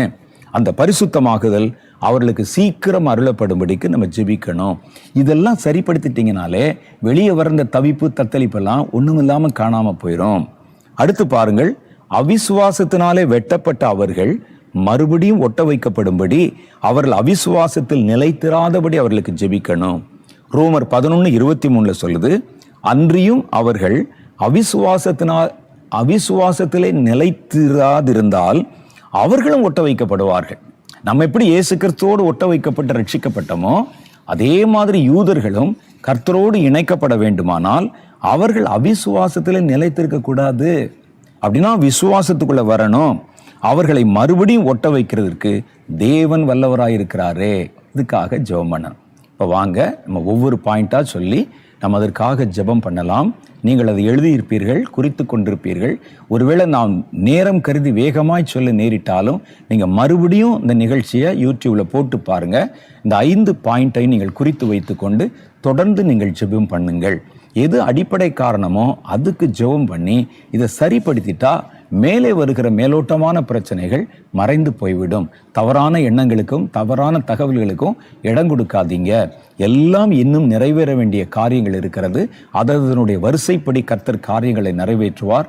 இப்ப நடக்கிற போர்ல யூதா காணாம போயிடாது, இஸ்ரவேல் அழிஞ்சு போயிடாது, எருசலேம் உடைஞ்சு போயிடாது, ஒன்றும் நடக்காது. ஆண்டவராகிய கர்த்தர் அந்த தேசத்தை பாதுகாக்கவும் காரியங்களை செய்யவும் அறிந்திருக்கிறார். ஆனால் நமக்கு என்ன குறைன்னு கேட்டா, எது எப்படியோ பல உயிர்கள் பலஸ்தீனாவிலும் இஸ்ரவேலிலும் மரிக்கிறார்கள். நமக்கு ரெண்டுமே ஒண்ணுதான். அவர்கள் 2 பேரையுமே கர்த்தர் சீக்கிரம் அந்த சமாதானத்தை அருளி செய்து மரணத்தை தடை செய்யணும். அதுக்காகவும் நம்ம ஜெபிக்கணும். வாங்க ஜெபிக்கலாம். எல்லாம் முழங்கால் படியிட்டுக் கொள்ளுங்கள். கர்த்தரை நோக்கி பாருங்கள். நான் ஒவ்வொன்றா சொல்றேன், அந்த காரியத்தை சொல்லி நீங்க ஜெபம் பண்ணுங்க. நீங்க இஸ்ரவேல் தேவன் தெரிந்து கொண்ட தேசத்துக்கு நீங்கள் ஜெபம் பண்ணும்போது கர்த்தருடைய கிருபை உங்களை மூடிக்கொள்ளும். தன் சொந்த ஜனம் இல்லையா, அவருடைய பிள்ளைகளுக்காக நம்ம ஜெபம் பண்றோம். கர்த்தர் நம்முடைய ஜெபத்தை கேட்டு இஸ்ரவேலை ஆசீர்வதிக்கிறவர்களை நான் ஆசீர்வதிப்பேன் என்றார். வாங்க நம்ம இப்பொழுது அந்த தேசத்திற்காக, அந்த தேசத்துல கர்த்தர் வைத்திருக்கிற திட்டங்கள் நிறைவேற, அவர்களுக்கு கர்த்தர் கொடுத்திருக்கிற எழுப்புதலின் வாக்குத்தத்தம் நிறைவேற, கர்த்தர் சீக்கிரமே தேசத்தை சந்திக்க ஜெபம் பண்ண போறோம். முதல் குறிப்பாக கிருபையினால் உண்டாகும் தெரிந்து கொள்ளுதல். அங்கே அதற்காக மீதியாய் வைக்கப்பட்ட ஒரு குரூப் அங்க இருக்கிறாங்க. இவர்களை கர்த்தர் முதல்ல எழுப்பித்தான் இவர்கள் மூலமாக ஒரு பெரிய யூத கூட்டத்தையே கர்த்தர் எழுப்புதலுக்குள்ளே கொண்டு வர போறார்.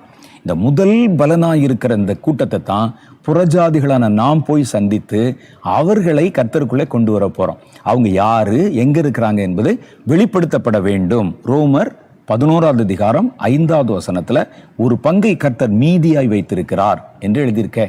அந்த பங்கு வெளிப்படுத்தும்படி எல்லாம் முழங்கால் படிட்டு ஜெபம் பண்ணுங்க. வாங்க ஜெபம் பண்ணலாம். அன்பும் இரக்கம் நிறைந்த எங்கள் பரலோக பிதாவே, யூதர்களுக்கு நீர் வாக்குத்தத்தம் பண்ணின நன்மைகளை நாங்கள் நினைவு கூறுகிறோம் ஆண்டவரே. நீர் அவர்களை கொண்டு வைத்திருக்கிற திட்டங்களை நாங்கள் தெளிவாக விளங்கி கொண்டோம் ஆண்டவரே. எத்தனை போராட்டங்கள், எத்தனை யுத்தங்கள், எத்தனை விதமான இடர்பாடுகள் கடந்து வந்தாலும் கர்த்தர் செய்ய நினைத்த காரியம் ஒன்றும் தடைபட மாட்டாது என்று நாங்கள் அறிந்திருக்கிறோம்.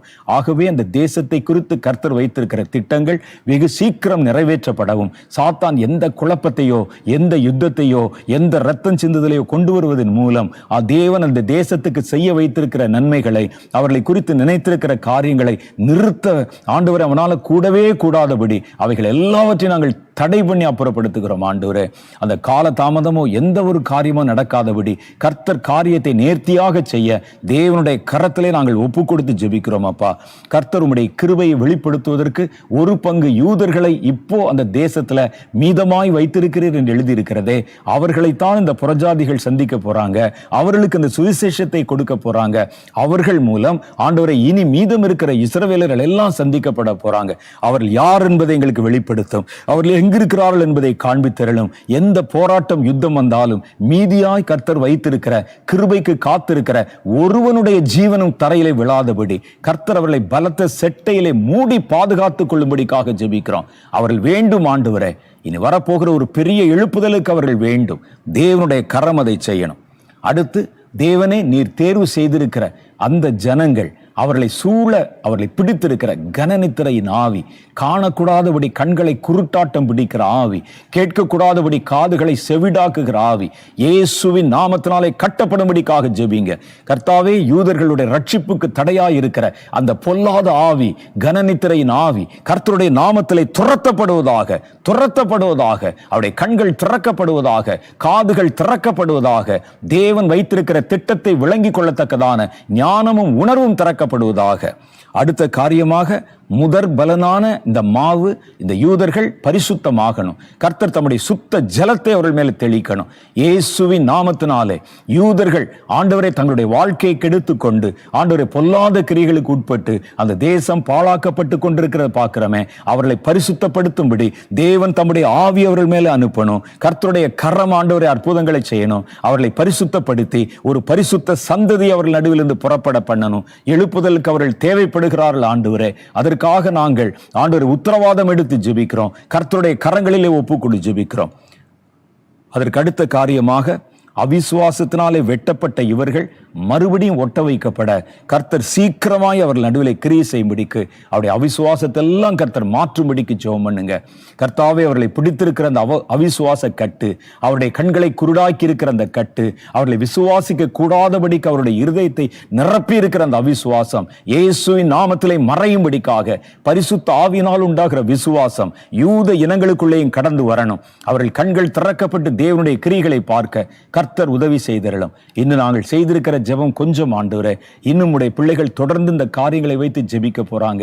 பொதுவாக ஆண்டவர் இந்த தேசத்தில் நடைபெறுகிற அந்த யுத்தத்தினால பலஸ்தீனியர்களாக இருந்தாலும் யூதர்களாக இருந்தாலும் பாதிக்கப்படுவது மனிதர்கள் என்று நாங்கள் அறிந்து ரெண்டு பக்கத்தில் இருப்பவர்களுக்காக நாங்கள் ஜெபிக்கிறோம். இந்த போர் ஆண்டவரை முடிவுக்கு வரணும். மனிதருடைய உயிர், மனிதருடைய ஜீவன், மனிதருடைய ரத்தம் விரயமாக்கப்படக்கூடாது.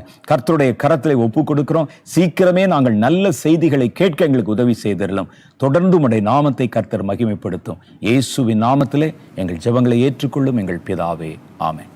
நம்ம ஜெபித்திருக்கிறோம். இது அவசரமா பண்ணியிருக்கிறோம், பத்தாது. இந்த